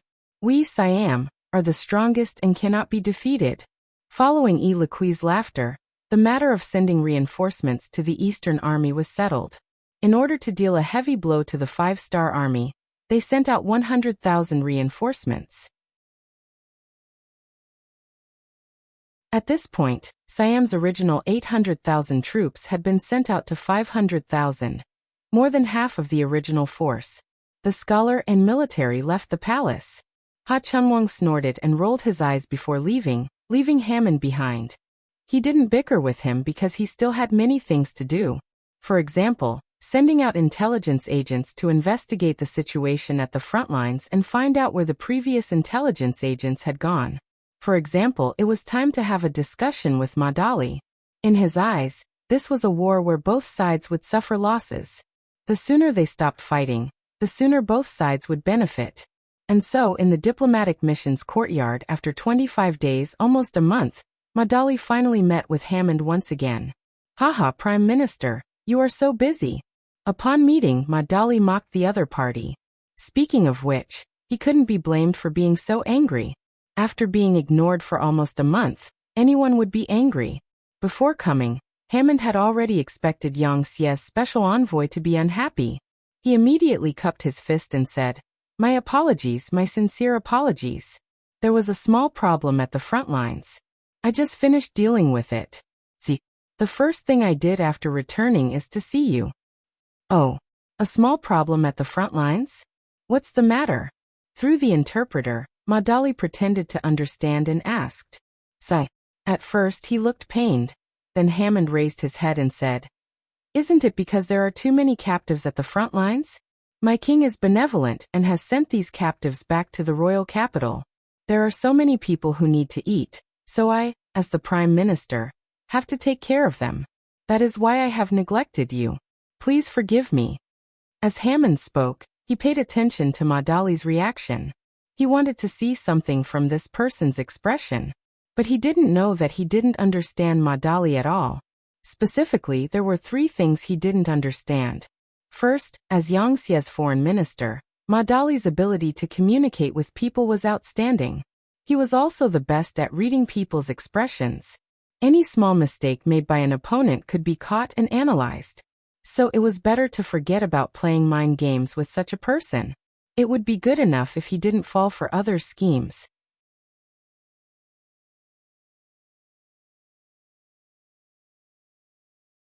Chapter 1044. Secondly, Madali understood Siamese. After diligently studying for the past 20 days, he could be considered proficient.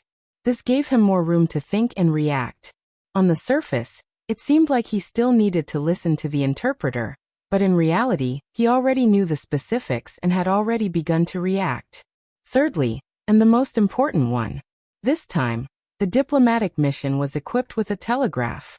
This meant that whenever he needed to know about anything that happened on the front lines, Yang Chendong would report it to him, allowing him to understand the battle situation and Yang Chendong's thoughts so that he could determine the next step.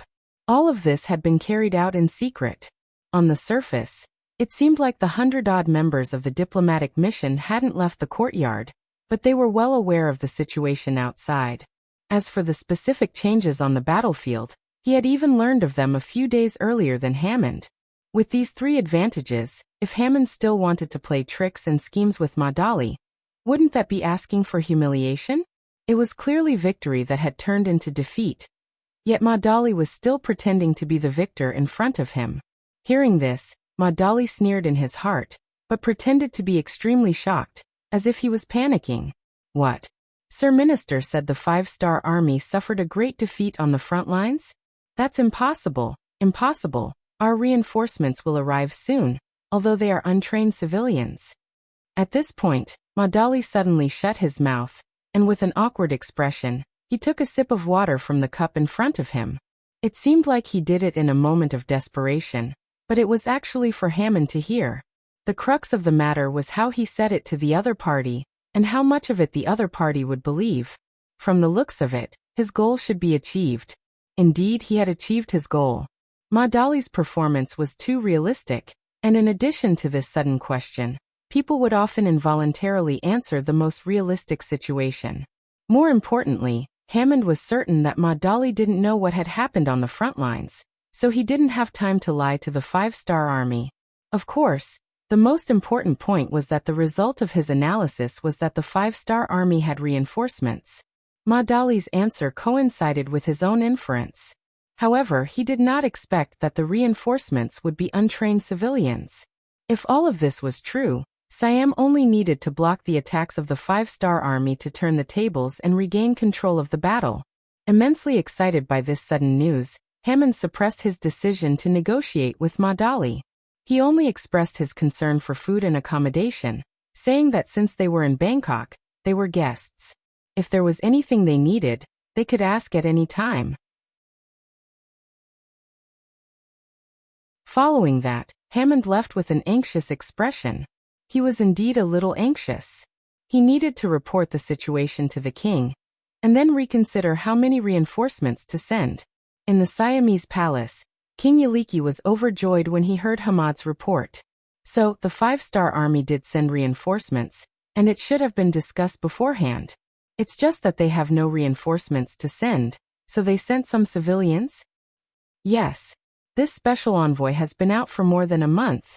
Naturally, he wouldn't be clear about the situation on the battlefield. The fact that he mentioned reinforcements should be the policy that the 5-star army agreed on before he came. Haha, congratulations, Your Majesty. The 5-star army has sent out all of their elites, and now they even need to send in civilians. Facing these untrained people, apart from their numbers, there is nothing to be afraid of. Hammond bowed and congratulated. This caused Hammond to burst out in laughter. Haha, good. Lord Prime Minister, you've handled this matter well. Now that we know the truth about the 5-star army, in your opinion, how should we deal with them? Your Majesty, I believe that the enemy's only advantage is their numbers. If we can dispatch more soldiers to join the battle and create an unstoppable momentum, I believe victory won't be too difficult. Hammond, who had already come up with a plan on the way here, said excitedly. Oh, ministers will means to continue to send in reinforcements? Ilichi roughly understood the meaning behind these words. Yes, continue to send in reinforcements.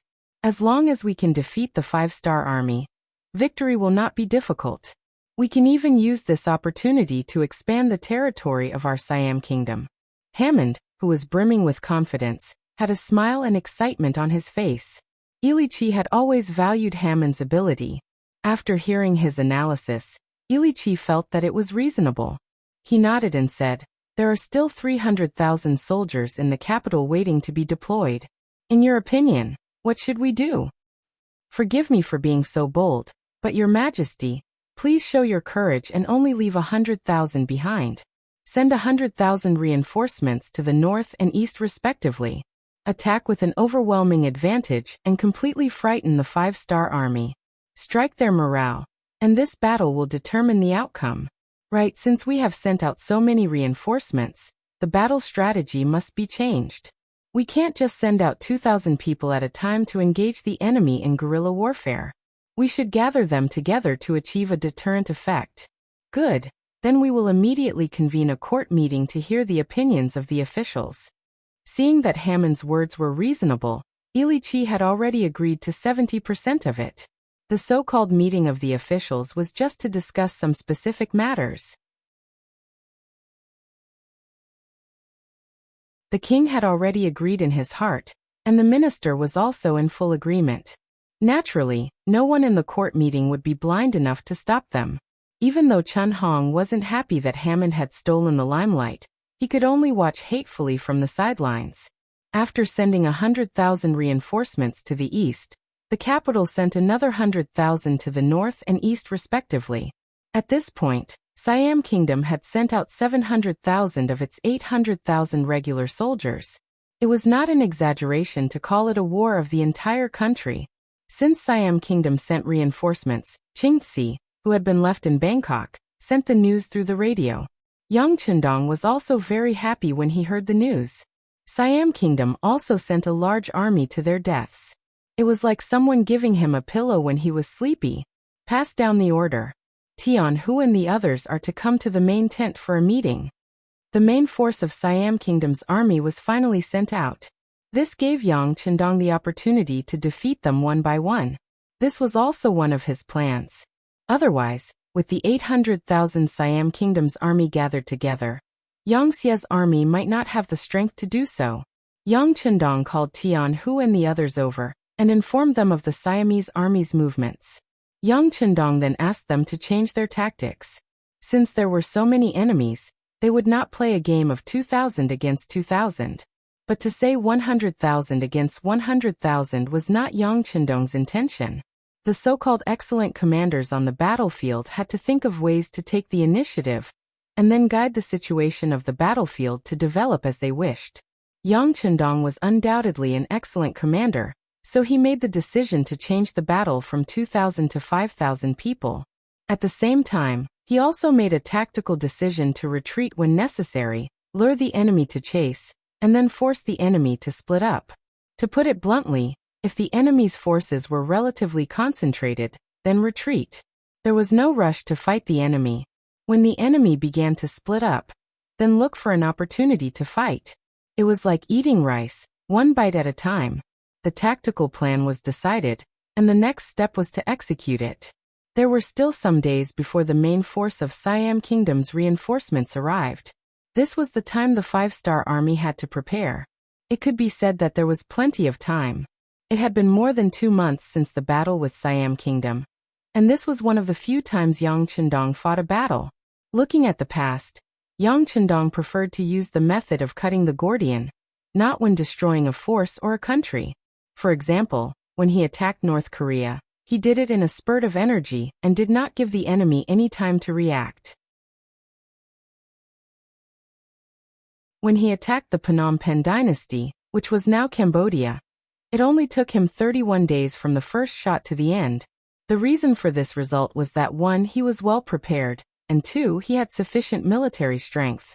But this time, the well-prepared side was Siam. They first made all the plans, then they began the attack with 800,000 soldiers.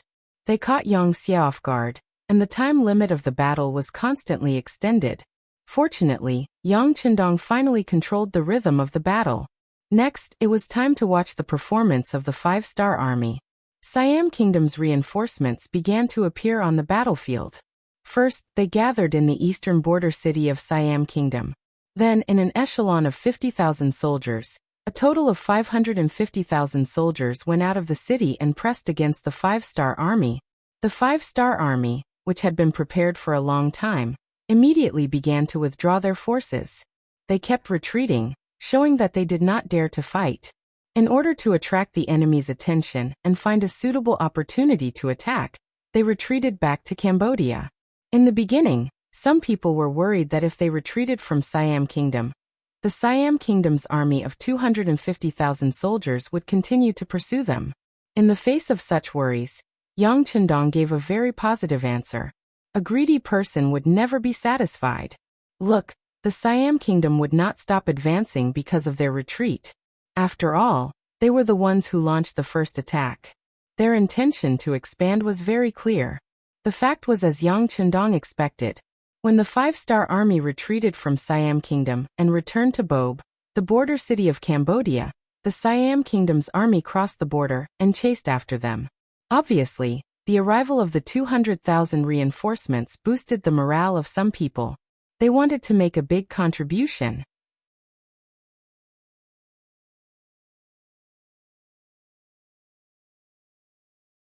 Chapter 1045. Since that was the case, Yang Chendong had no choice but to fulfill their wish.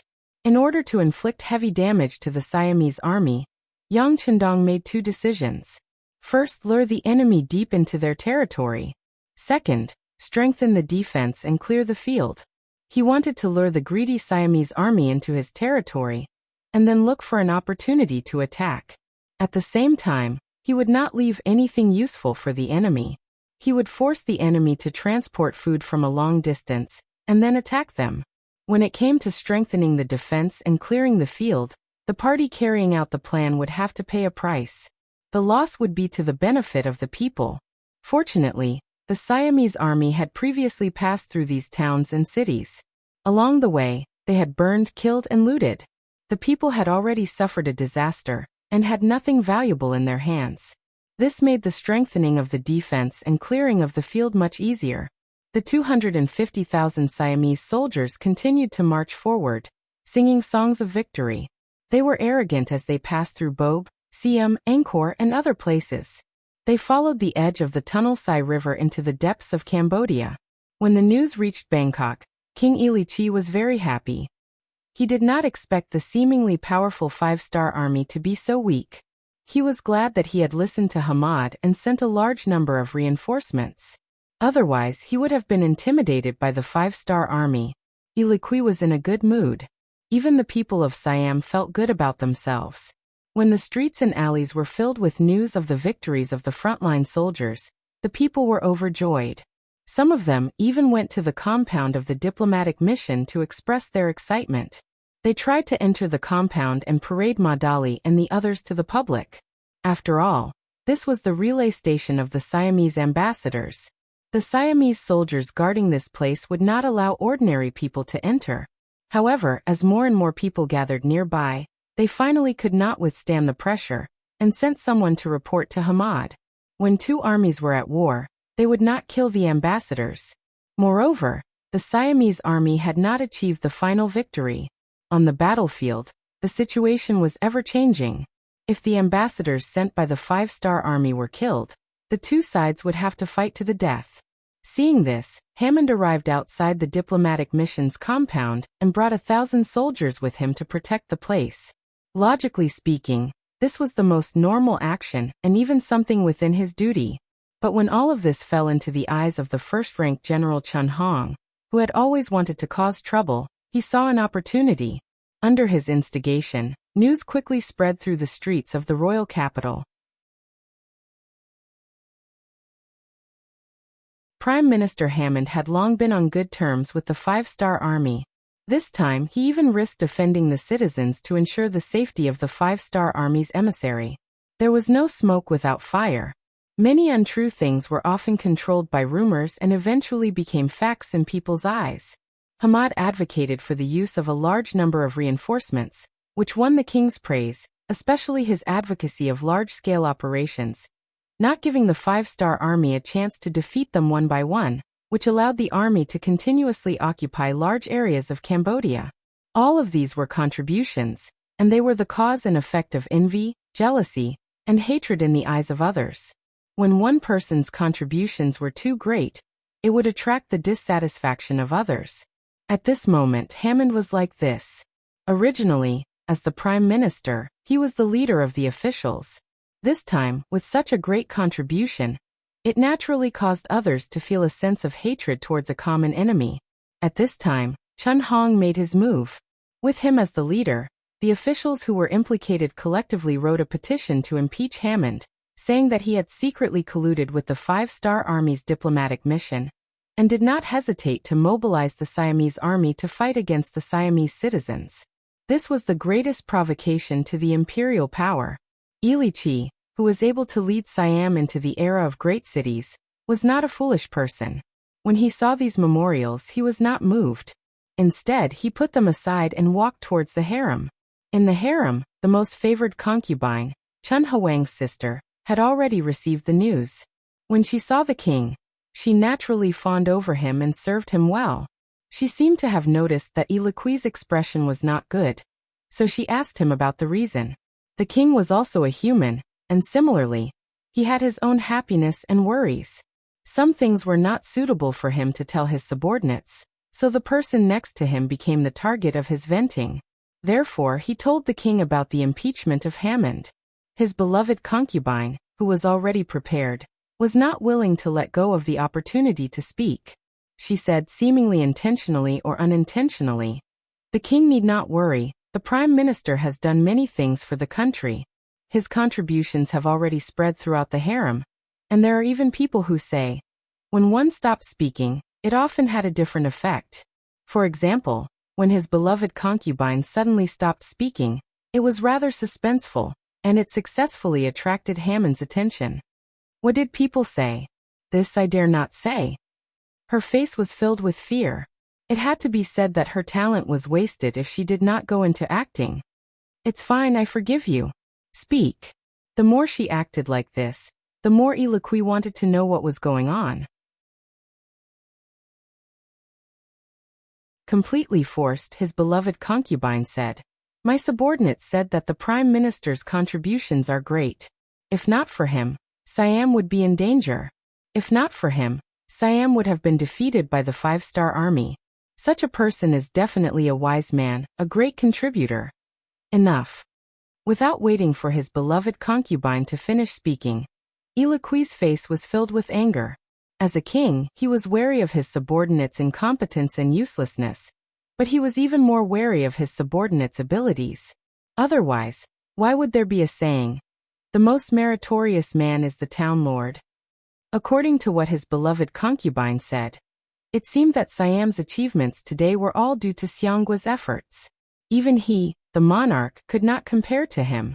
How could this not anger Ili Chi, who had always been confident and had a strong sense of self-esteem? He had to admit that Hammond was very capable, so much so that he could entrust him with many things without worry. However, when he did everything well and even won a great reputation as the king, he had to worry about whether his subordinates' contributions were too great. Speaking of which, it was really difficult to be a subordinate. He could not do it, but he could not do it too well either. He really did not know what to do. His beloved concubine's words seemed to have nothing to say, but the words "the most meritorious man" had been deeply buried in Eliqui's heart. He was worried that some people's contributions were too great, so he had already planned to suppress them. However, Eliqui was indeed capable. He did not plan to deal with Hammond now. Instead, he wanted to wait until after the battle with the 5-star army was over. This trip to the harem was nothing more than a thorn in his heart. Hammond was unaware of all this. He continued to conscientiously carry out his duties. Even though he knew that many people were impeaching him, he did not take it seriously. Everything was because he knew that Eliqui was a wise king. He would not doubt himself because of the words of others. Therefore, he did what he should do and did not restrain himself. However, it was this confidence that brought him disaster. Wuxia Foreign Minister Madali, who knew the world's affairs without going out, was trapped in the compound and seemed to have no contact with the outside world. However, through a small radio station, the outside world could not be hidden from his eyes and ears. After receiving a telegram from the Intelligence Department's Southeast Branch, Yunk, and knowing what was happening outside, he found a Siamese person in charge of the matters here in the compound and requested to see the first-rank General Chun Hong. Chun Hong wanted to use this Wuxia diplomatic mission to harm the Prime Minister.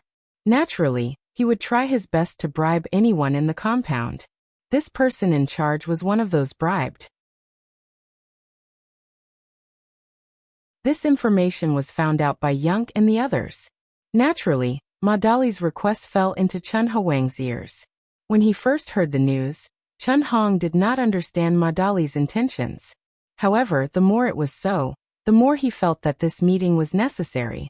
He immediately decided to meet with Madali. Thus, under the arrangements of his subordinates and without alerting the Prime Minister, he entered the diplomatic compound to meet with Madali. When they first met, Madali lowered his status and even tried to flatter Chun Hong.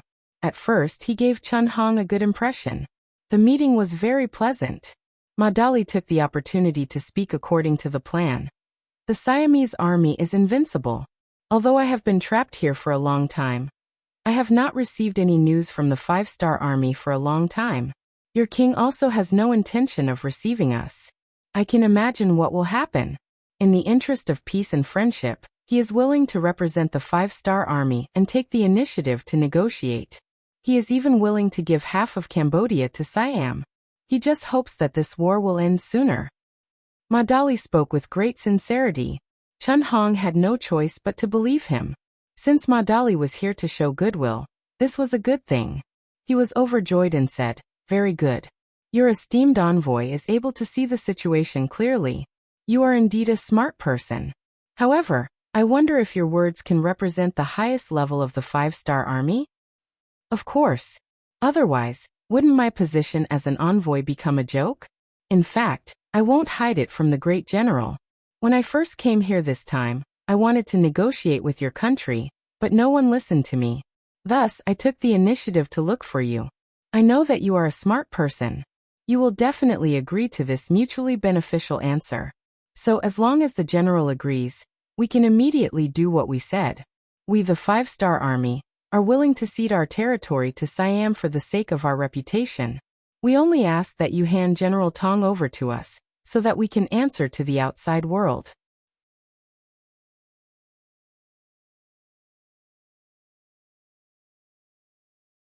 Chapter 1046. Madali finally revealed his trump card, General Tong Si. This was something he had discussed with Yang Qindong beforehand. Their instincts told them that this person would be of great use. When Tong Si was mentioned, Ha Chunwang sucked in a breath of cold air. He knew that this person was already waiting for his death in the dungeon. However, no matter what, he was still a general of Siam. If he were to hand him over to the 5-star army, what would the people outside say? He couldn't help but ask with some difficulty, Esteemed ambassador, must you take Tongxi? Yes, we must. This concerns the reputation of our 5-star army. Our leader said that we must see him alive or dead, Ma Dali said with an unquestionable tone. Oh. When he heard that, Ha Chunwang immediately had a plan in his mind. If they wanted to see the corpse, it would be easy. He could find a random excuse and say that it was Tongxi's corpse. Once the news spread and the people were dissatisfied, he could release Tongxi and let him face the truth. By then, the deal with the 5-star army would have been completed. What could they do? Thinking about it, he nodded and agreed. All right, leave this matter to me. Esteemed ambassador, please wait for the good news. To be able to win this battle without shedding a drop of blood, and seize a large portion of the territory. This was definitely a great contribution. With an excited heart, Ha Chunwang entered the palace and met with Yi Liqi. He told him everything that had happened. This discussion naturally caused Yi Liqi to be overjoyed.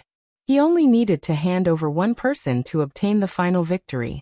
This made him very happy, especially when Ha Chunwang thought about how he could casually find a corpse to deal with and reap the benefits.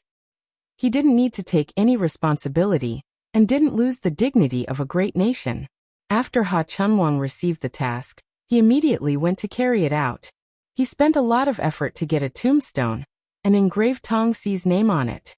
After everything was settled, he personally went to the diplomatic mission's compound and invited Ma Dali, who had been trapped the moment he arrived, to the tombstone.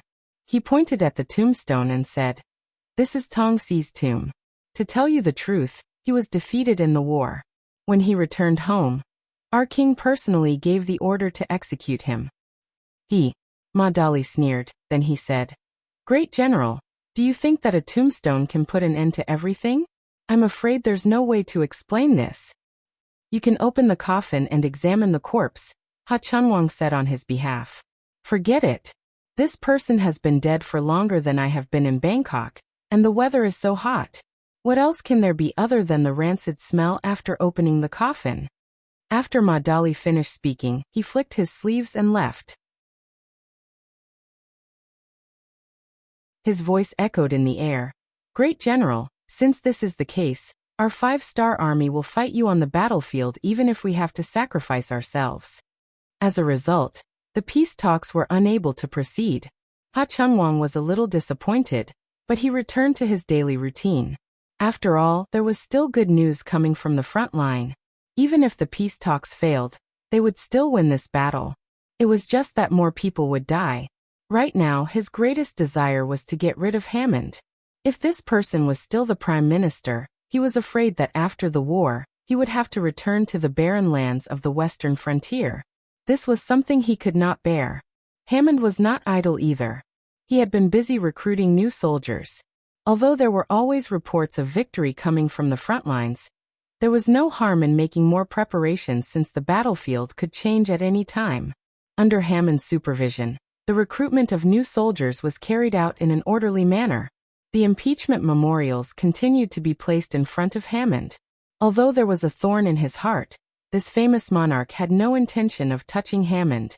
He had already thought about it. Even if he wanted to touch Hammond, he would have to wait until the war ended. Everything would be settled with an excuse to suppress it. Using the dying Tongxi as a bargaining chip to end the war was quickly forgotten. It was as if it had never happened. The reason why no one paid attention to this matter was because they believed that the army was winning steadily. There was no need for such methods. However, as the Siamese army on the eastern front line occupied more and more empty cities and territories, they had no choice but to divide their forces to defend the cities. The Siamese army, which originally consisted of 50,000 people, finally showed signs of being scattered. Attack! The 5-star army, who had been waiting for an opportunity, saw the effect of luring the enemy deep into the enemy's territory. They decisively launched a fierce counterattack. More new soldiers entered the battlefield. Apart from the corpses left on the battlefield, those who walked out were qualified soldiers who had experienced hundreds of battles. Yang Chendong's decision was to eliminate the enemy's strength. He did not care about the gains or losses of a single city or territory. Following this principle, The five-star army used multiple attacks to launch a full-scale counterattack against the 250,000 Siamese soldiers who had entered Cambodia. In order to achieve the goal of using war to train the soldiers, the young men from all over the country rushed in at once. They formed a unit of 5,000 people and launched a planned and intensive counterattack against the Siamese soldiers. After half a month, nearly 100,000 of the 300,000 people died. The number of injured reached 100,000. However, in the end, around 70,000 qualified soldiers were harvested. The attack of 300,000 people killed nearly 100,000 Siamese soldiers, greatly slowing down the enemy's offensive. Then the third batch of young men arrived. Another 200,000 people entered the battlefield. 10 days later, more than 50,000 people died, and more than 100,000 were injured. The number of soldiers who had experienced hundreds of battles was 50,000. In the third battle, more than 80,000 people were killed or injured. The East Siamese army still had about 70,000 people. At this point, the lack of manpower had become obvious. They had completely lost the initiative on the battlefield. Urgent letters for help were sent to the capital, Manga City. The five-star army of the East Siamese army had sent out about 560,000 new soldiers. Nearly 200,000 people died, and more than 200,000 were injured. In the end, the number of qualified soldiers was 125,000. Perhaps they were not the best, especially the 50,000 people who came later. When they faced the Siamese army, their opponents were no longer at their peak. However, they had all experienced battles on the battlefield and had seen blood. They had a certain level of self-defense and killing ability. Give the order. 125,000 people will be divided into 13 units. We will launch a counterattack. We need better soldiers. Faced with hundreds of thousands of casualties, Yang Chendong said with a pained expression. However, they were of a different race. The deaths of these people were not as painful as the deaths of the 4,854 Lung Fong and Heiwei soldiers. With the order, the counterattack began. In the face of the veterans' counterattack, the Siamese army, which had been badly beaten, finally showed signs of weakness. Not only did they quickly abandon the captured cities, but even when they retreated back to the borders of Siam, the five-star army did not stop. They continued to attack them. Shatu City fell. The loss of Shatu City, an important city at the eastern border, meant that the Siamese army had changed from an all-out attack to an all-out retreat. It also meant that the five-star army had begun to gain the initiative on the battlefield. The loss of Shatu City caused an earthquake in Bangkok. When King Yi Liqui heard the news, he almost fainted. Then he summoned all the officials for a meeting. All the officials were woken up in the middle of the night and gathered in the palace. The news of the fall of Shatu City was personally reported by Yi Liqui. All the officials were terrified. All right, everyone is here. Let's talk about what to do next. At this moment, Yi Liqui's face no longer showed any signs of panic.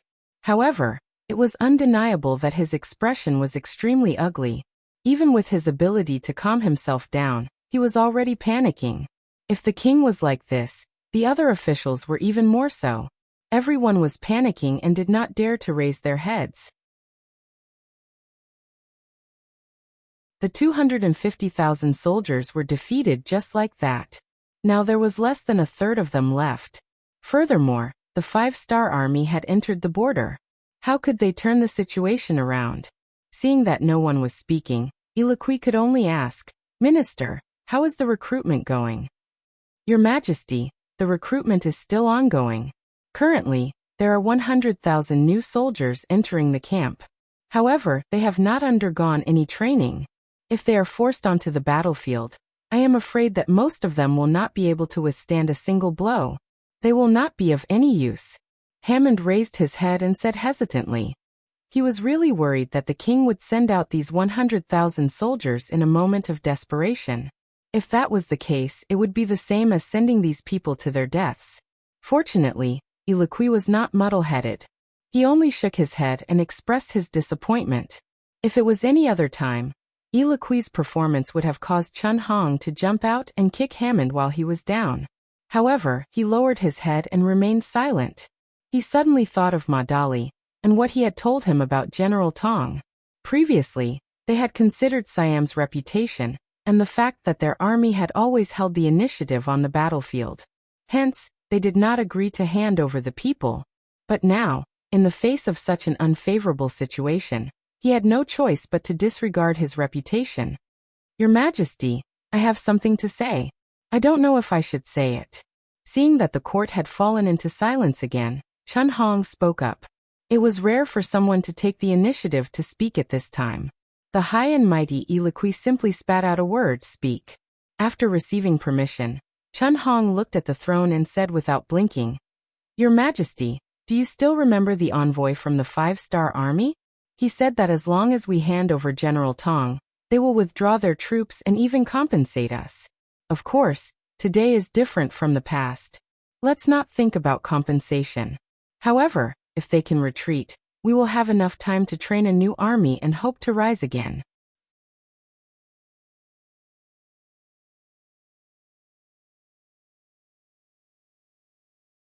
Chapter 1047.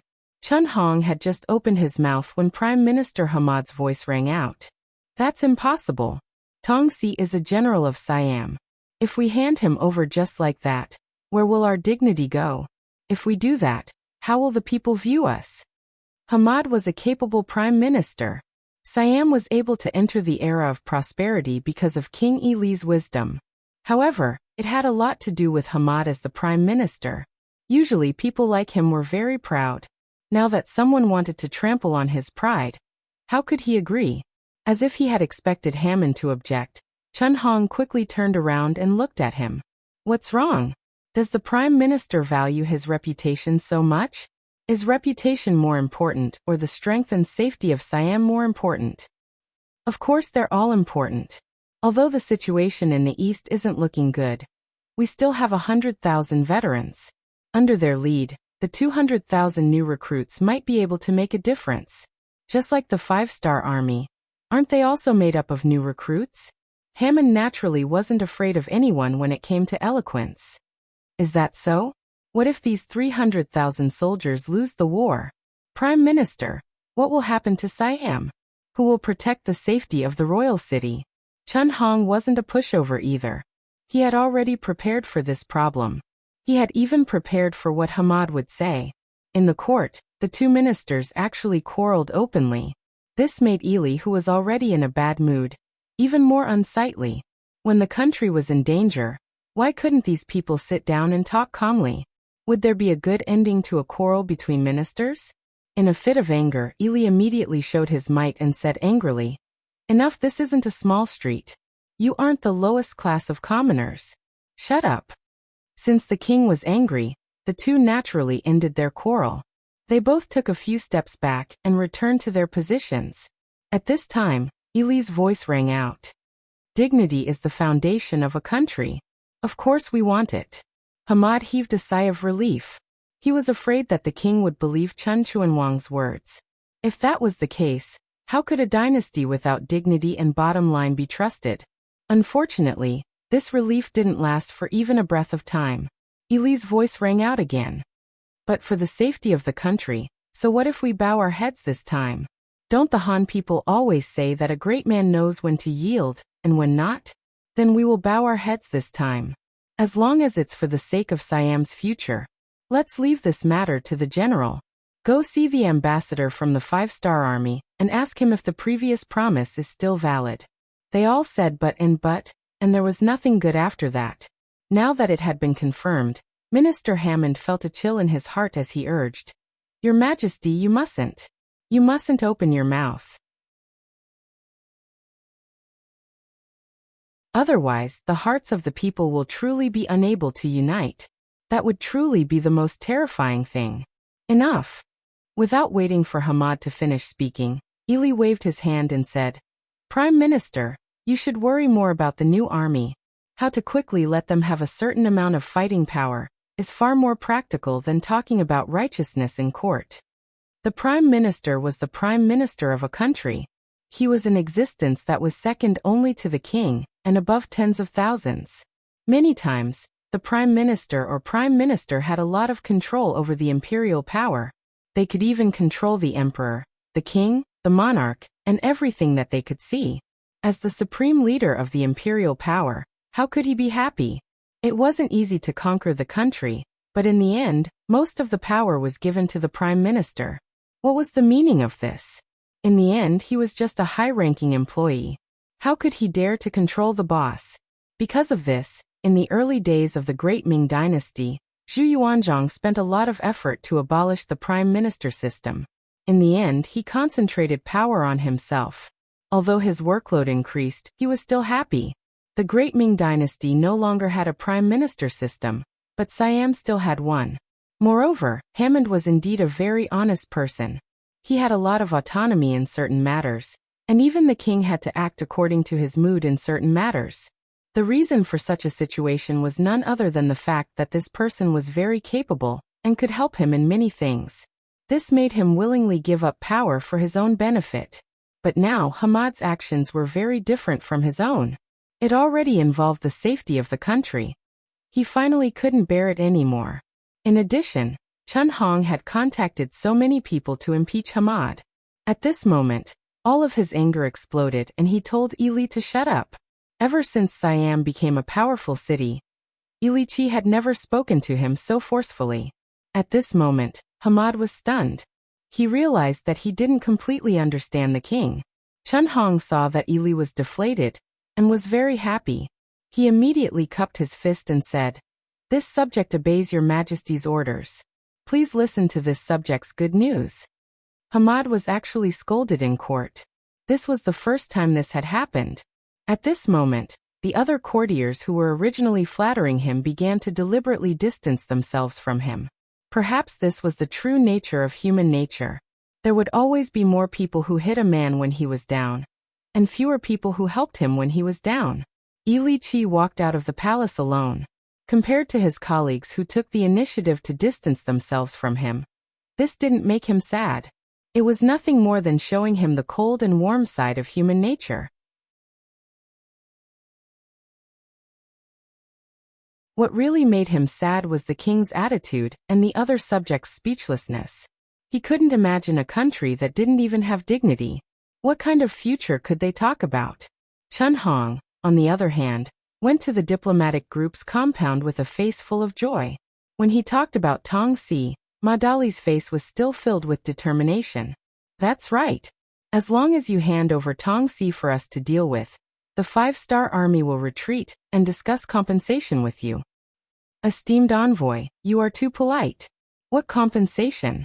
We are all neighboring countries, so we should get along well with each other. How about this? I will go ask His Majesty to bring Tong Si over for you to deal with." At this moment, Ha Chunwang didn't dare to talk about compensation. In his opinion, if the 5-star army could retreat immediately, he could accept some compensation. However, he didn't know that Ma Dali already knew that Tong Si had been taken away by the intelligence department. This promise was impossible to fulfill. Under such conditions, he could say anything he wanted. Ha Chunwang met the king for the sake of profit. Soon, he received a decree and went straight to the death row prison. Here, he interrogated Tong Si, who was imprisoned and awaiting death. Then, he was surprised to find that the person he saw wasn't Tong Si at all, but someone he had never seen before. "What's going on? What's going on?" Ha Chunwang roared as he called the jailer over and asked like a madman. "I don't know. This person was sent here by the Prime Minister. As for who he is, we don't know." The jailer sold out the Prime Minister in order to cut ties. Hearing that it was all Hammond's doing, Chen Huang's face revealed a sinister expression. He turned around and went back to the palace. In the palace, Ili Qi had placed all his hopes on handing over Tong Si. Suddenly, Ha Chunwang reported that the person in the death row prison wasn't Tong Si, but someone else. Ili Qi immediately sat on the throne and was speechless for a long time. The situation had changed too quickly. It was so fast that he couldn't react in time. How did Tong Si disappear? "Your Majesty, it must be Hammond's doing. I said before that this person is suspected of being in cahoots with the 5-star army." With this opportunity, Chen Hong obviously wanted to add insult to injury. This isn't possible." Ili Qi shook his head. He still didn't believe it. That was the prime minister he personally conferred. How could he betray him? Your Majesty, regardless of whether it is true or not, I will know once I capture him and interrogate him. However, the prime minister has always been very cunning. I'm afraid we won't be able to get anything out of him using normal methods. We can only be a little more ruthless. Your Majesty, please agree. Ha Chunwang clenched his teeth and said. Ilichi had no choice but to agree. He understood Hammond very well. If this was really his doing, it would be impossible to calmly interrogate him about Tong Si's whereabouts. As such, he could only use some special methods. At the Prime Minister's residence, a group of Siamese soldiers suddenly appeared and took Hammond away without any warning. Ha Chunwang had never wanted to keep a low profile. He even wanted to use this matter to strike a blow. Many people saw the Prime Minister's prestige during the arrest. Not long after, a rumor spread through the streets that the Siamese army had admitted defeat to the Five-Star Army. They had decided to compromise and betray their dignity by giving their general Tong Si to the Five-Star Army to curry favor. It was precisely because the Prime Minister did not agree with this suggestion that he was captured. The news was naturally spread by Qingxi, a CIA intelligence agent who had been staying in the city. All of this was Yang Qindong's orders. In his opinion, there was no crisis that had a greater impact than a civil strife. Wasn't it said that even the strongest fortress was afraid of being breached from the inside? Hammond's arrest naturally caused chaos in the royal capital. When Ilichi learned of this matter, he couldn't help but fly into a rage. He hated Ha Chunwang for not knowing his limits. Why did he have to be so brazen when arresting someone? He hated those who spread the news. Wasn't this destroying his own foundation?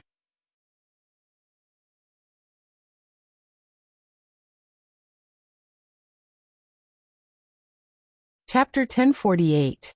However, everything was already a fact. Since his request for the Five-Star Army to negotiate had already been made public, there was no need for him to hide anymore. He just needed to find Tong Si and hand him over to resolve this crisis. Speaking of Yi Liqui, he had underestimated the position of the Prime Minister in the hearts of the people. This Prime Minister had the reputation of loving the people like his own children. In addition, with the CIA secretly adding fuel to the fire, it didn't take long before voices of support for Hamad appeared in Bangkok.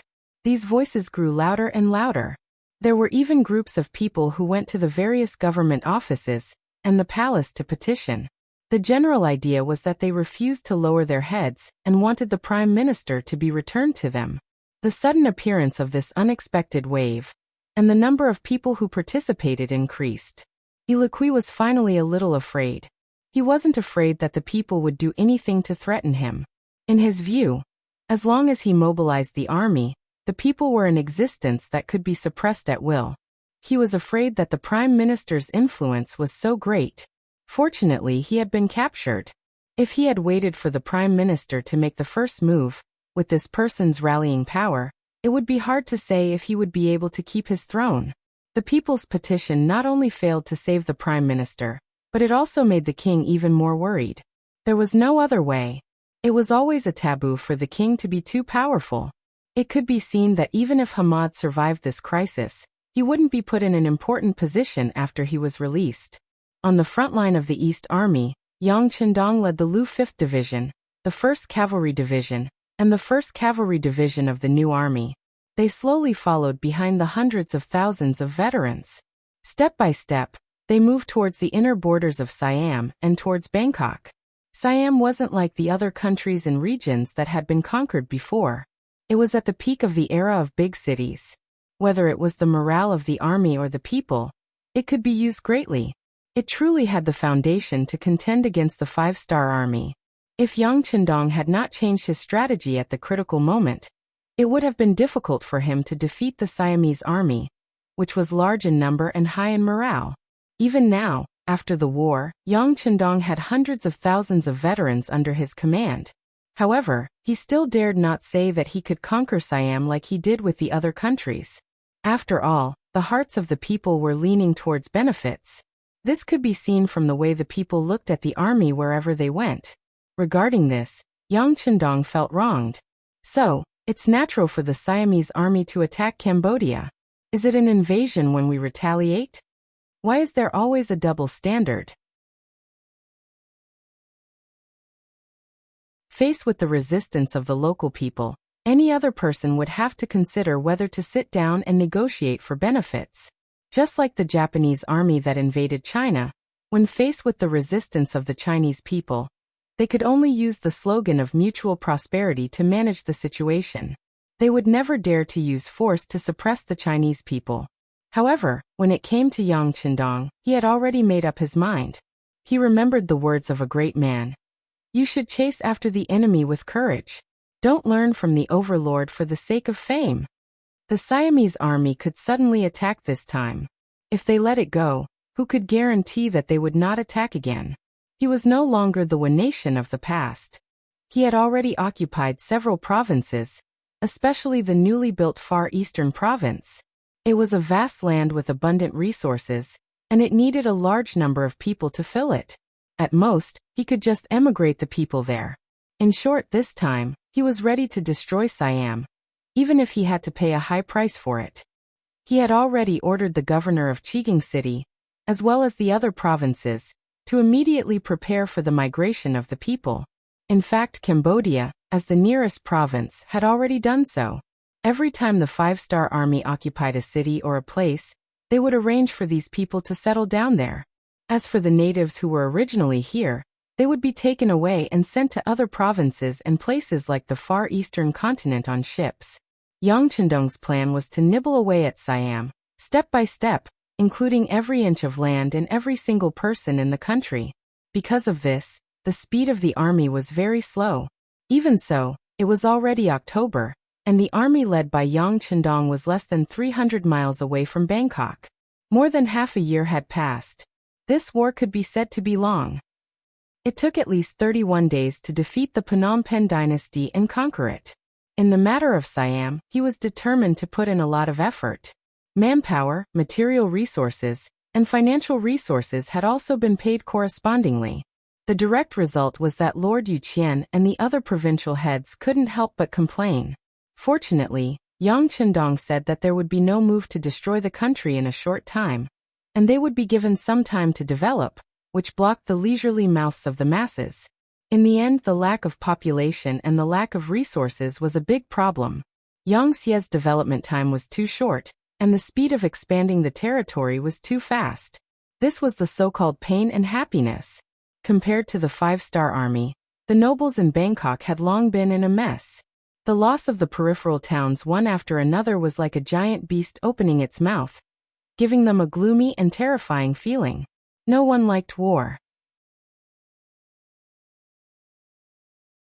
Even if there were some who liked it due to various reasons, they definitely did not like the feeling of being attacked at their doorstep. Facing the defeat of the East Army, especially the news from the North Army, even though the commander there was Siam's rank 1 General Gordon, who was also the best at fighting, it was useless. In the face of the endless stream of men under Yangtze's influence, their military strength was no longer at an advantage. On the contrary, they were at a disadvantage. In such an environment, no one could hold on for too long. In the palace, Siam's King Ili Chi was finally impatient. He called Chun Hong over and asked, "He still hasn't told us where he hid Tong Si?" "No, he only said that he doesn't know." Chun Hong carefully raised his head. There was no other way. He was a little guilty. Originally, he thought that after capturing Hammond, he would only need to use a few tricks to get him to confess everything. However, there would always be someone who was stubborn, and he happened to meet him. 20 days had already passed, and there was still no progress. He didn't even get a single word of confession. All he got was the contemptuous sneer in the other party's eyes. Hearing that Xianggua still hadn't confessed anything, King Ili Chi said angrily, "What does he want? Does he want to see Siam destroyed?" "Your Majesty." Chun Hong comforted the king when he saw how angry the king was. At the same time, he suggested in a low voice, "Your Majesty, it seems like it's impossible for him to say anything. Should we make other preparations?" "Other preparations? Let's hear them." Knowing that there was a hidden meaning in his words, Ili Chi looked like he wanted to try. "Ahem. Chun Hong coughed lightly to show his awkwardness. He then said, "Why don't we find someone who looks like Tong Si and hand him over to the 5-star army? Maybe we can get away with it." An imposter? When he saw Chun Hawang's unnatural expression, Ilikui knew that Chun Hong wouldn't have any good ideas. Now that he heard this, his face showed an expression of as expected. If it was in the past, he definitely wouldn't have agreed. But now he was speechless. Should he reprimand her? Indeed, this move was quite despicable, especially when it involved the war between two countries. It was even more of a joke. If it was in the past, he would never have used it. But what should he do now? Seeing that the 5-star army was winning every step of the way, Siam's crisis was getting bigger and bigger. If they didn't think of a solution soon, they might really be in danger of being destroyed. At such a time of crisis, all kinds of tricks could be used. "How confident are you?" Instead of objecting, he asked about the feasibility of the matter. Chun Hong raised his head in surprise. When he saw Ilikui's serious face, he knew that there was a chance of success. He immediately replied, "It shouldn't be difficult to find someone who looks like Tong Si. It's just like how we look at the Han people. I think they look the same to us. So I'm 70% confident." 70% is not low. Ilikui pondered for a moment and said. Then, as if he thought of something, he said, "Do it carefully. If it doesn't work, remember that it's your own problem. It has nothing to do with me or Siam." "Yes, yes." Chun Hong nodded repeatedly. This result was already within his expectations, but he didn't find it strange. It was not because of other reasons. This was originally a very dirty matter. If something really went wrong, someone had to be the scapegoat. Chun Hong left. He had already found a replacement. After promising Ilikui's family a lot of benefits, he deliberately made him look very disheveled. This was to make people not want to see him. This would increase the probability of success. After everything was done, Chun Hong appeared in the diplomatic mission's courtyard. Tong Si was brought in. When Ma Dali heard the news, he was shocked at first. Then he laughed softly. He had already thought of Siam's plan. After all, if he were to put himself in their shoes, this might be the only solution. He pretended to be very happy as he walked out of the room. Then he saw Chun Hong close by with a flattering smile on his face. Speaking of which, this person wasn't like this a month ago. Following the 5-star army's successive victories in the war, this person's noble head finally lowered. Ma Dali, who was well aware of all this, maintained his usual smile. He still needed Chun Hong to put on a show. He couldn't ruin their relationship.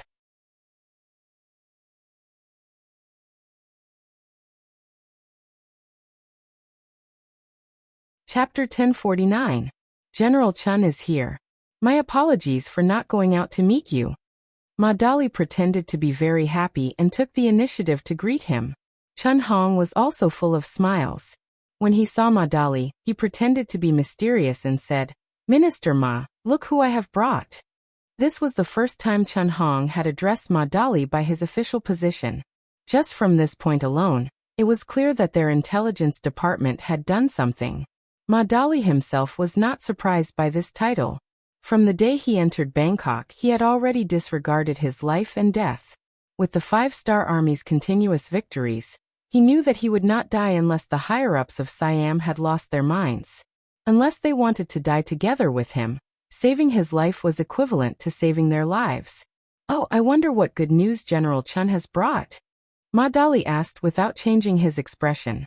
Chun Hong secretly admired Ma Dali's ability to maintain his composure. He went straight to the point. "Come, bring him here." "He is Tong Si?" "Yes. He is indeed tall and mighty."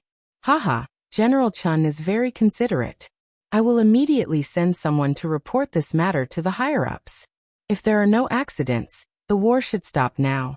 After the fake Tong Si was brought out, there was a simple conversation. Then Ma Dali made a promise. Chun Hong was naturally overjoyed. While nodding, he almost urged Ma Dali to write a letter quickly. Ma Dali was a man of his word. He quickly wrote a letter and handed it to his trusted subordinates. Under the protection of Chun Hawang's men, he left the city. 4 days later, The news of a ceasefire came from the front line. This caused all the officials and nobles in Bangkok to celebrate. The war was finally going to stop. They did not have to worry about their lives and the safety of their property. How could they know that the reason why the five-star army had stopped their attack was because they were preparing for the next step of the attack? Ma Dali had already sent a telegram to inform the higher-ups of the situation. Fortunately, he brought enough spare batteries with him when he went out this time. Otherwise, he might not be able to hold on with such frequent power supply. Yang Chendong knew that the other party had used impersonation to create a fake General Tong, so he decided to beat them at their own game. He wanted to use this to weaken the morale of Siam's resistance. Compared to their previous opponents, Siam could only be described as powerful. At the very least, this country had just passed the period of being a major city. It was the time when the country was strong and the people were rich. The people were very confident in the country. This would definitely increase the difficulty of their attack. It wasn't impossible to use brute force to suppress them, but it would come at a great price. On the other hand, if they could make the other party self-destruct, then the effect would be much better. Impersonating Tong Si was one of the methods to disintegrate the enemy. Yang Chendong had already thought about how to make use of this matter. However, he was 300 miles away, and many things were beyond his reach. Everything depended on the cooperation between Ma Dali and the CIA. As for himself, this was a good opportunity to reorganize the military's morale and prepare for a bigger war. Being able to defeat Siam was completely different from dealing with other small countries in the past. In the past, the strategy was to gather the elite forces and force a breakthrough, catching the other party off guard. Then the main force would charge straight in. Before the other party could react, everything would be over. In the battle with Siam, they were the ones who took the initiative. They were in a passive position. In addition, the other party was already prepared. It was impossible to use the old strategy. That was why the war lasted for such a long time. Roughly calculating, Yang Xie's side had invested millions of new recruits in the north and east. The number of people who invested in the use of resources was even more, reaching more than 2 million. It was really not easy to achieve the current success with such a large amount of manpower and financial resources. However, this was not the end. If they blindly used brute force against Siam, who knew how much money and how many lives they would have to sacrifice to establish a complete victory here? After thinking about it, it was better to use the method of internal disintegration. The war supplies at the rear were continuously transported from Chiang City to Cambodia.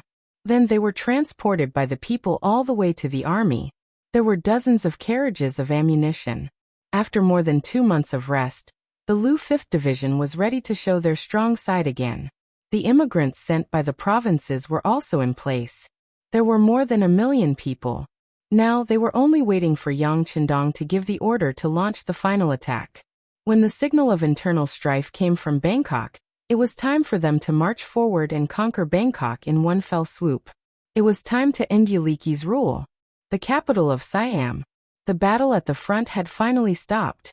It was as if a boulder had been lifted from their chests. Everyone could not help but breathe a sigh of relief. As the chief contributor, Ha Chuanwang's face was full of joy. He had received accurate information from King Yuliki. From now on, he did not need to go to Xinjiang. When the war was over, he could stay in the capital and enjoy life. This was the result he had been searching for. Naturally, he was overjoyed. His face was full of joy. When he heard that Minister Ma Dali wanted to see him, he did not dare to be negligent. He would not forget the reason why he was valued by the king. Ma Dali was a god that he could not afford to offend. In the diplomatic mission's courtyard, Chun Hong hurried over. When he saw Ma Dali, he heard a question that made him feel awkward, but he couldn't avoid it. It was the other party's suggestion to escort Tong Si out of the royal capital and send him to the front lines of the Five-Star Army. He also said that this was the will of the Five-Star Army. Only then the Five-Star Army would sit down and negotiate. General Chun, this is the will of the higher-ups. I have to obey. Of course, I'll stay behind. If nothing unexpected happens, I'll still be in charge of the peace talks. With our relationship, I'll do my best to take care of you. Ma Dali acted as if he didn't want to, but he had no choice. He even spoke in a comforting tone. Chun Hong understood Ma Dali's words. He also understood that this was a way for the 5-star army to show off their victory. However, since things had come to this, he could not refuse or stop it. Although doing so would greatly affect the morale of the Siamese soldiers, if he did not do so, would he really have to fight to the death against the aggressive 5-star army? I understand Minister Ma's intention. However, this is a serious matter. We need the king's permission. Chun Hong thought for a moment before giving an answer. Yes, but it must be fast. The higher-ups said that if they do not see Tong in person within 5 days, the attack will continue. By then, even I will be helpless. Ma Dali did not care whether Chun Hong was trying to delay or not. He expressed his attitude first. When he heard that there were only 5 days, Chun Hong became anxious. Minister Ma, the distance from here to your camp is 300 miles. 5 days, it's okay. The 5-star army will be there to welcome you. When the time comes, I will need your help. Ma Dali was prepared for this. Chun Hong could not do anything. He could only say that he would immediately explain the situation to the king and give him an answer. After leaving the courtyard, he went to the palace. When the king heard about this, he did not say anything. After a moment of silence, he stood up and left his seat. Not saying anything often represented a kind of tacit agreement. After Chun Hong received the order, he returned to the courtyard to express the king's agreement. In order to send Tong to the 5-star army's camp on time, he even urged Ma Dali to send Tong out of the city at night. It was not far from dark. Chun Huang's plan was to send Tong out of the city at night, so that the impact would be minimized. Ma Dali would not let him do as he wished. He said that it was getting late, and he needed to rest. He would arrange for people to leave the city the next morning. At this time, Ma Dali was obviously the winner. Since he said so, regardless of whether Chun Hong liked it or not, he could only accept it. Fortunately, he had one night to prepare. He had already decided to seal off the streets the next morning. In short, he would not allow anyone to see this scene that represented the shame of Siam. He had a good idea. When he was about to leave, Ma Dali broke his dream. "Oh right, General Chun, our leader said that when we send Tong out of the city, we must make some noise. The 5-star army cares about our reputation. You started this war. If you do something wrong, you have to admit it." Okay. Chun Hong felt bitter, but he had to agree. After leaving the compound, he immediately sent people to transfer over a large number of soldiers to guard the streets. In short, it was to avoid any trouble as much as possible. Some things could not be changed by one's will. Yang Chendong had already planned this. When Tong Si was taken away from the dungeon, some things had already been decided. How could there not be any trouble? If that was the case, how could the morale of the soldiers and the people be affected? The next morning, Chun Hong came to the courtyard. It was obvious that his eyes were red. It was obvious that he had not slept the whole night. Ma Dali did not point it out. Instead, he took out the prison carriage that he had prepared. It was a carriage made of wood, and the fake Tong was locked in it. Furthermore, it was cleaned up very neatly. Not only was the dirt and dust on his face washed clean, but he was also dressed in armor and dressed like a general. Looking at this scene, Chun Hong did not know why, but he had an ominous feeling. However, since things had come to this, he could only bite the bullet. He only hoped that the people did not know what was going on. Even if they knew, they would not care. Reality slapped him in the face again. The CIA had spread the news early in the morning that Siam had admitted defeat. In order to appease the anger of the 5-star army, they took the initiative to send General Tong to the enemy to show their sincerity. You're tuning in to the Li Mei's Wuxia Whispers YouTube channel. We're so grateful for your support, and don't forget to subscribe to join us on this incredible journey through captivating stories. Your generosity through donations truly makes a world of difference, as it's the primary source of revenue that allows me to expand and enhance this channel for you. Thank you from the bottom of my heart for being a part of this adventure.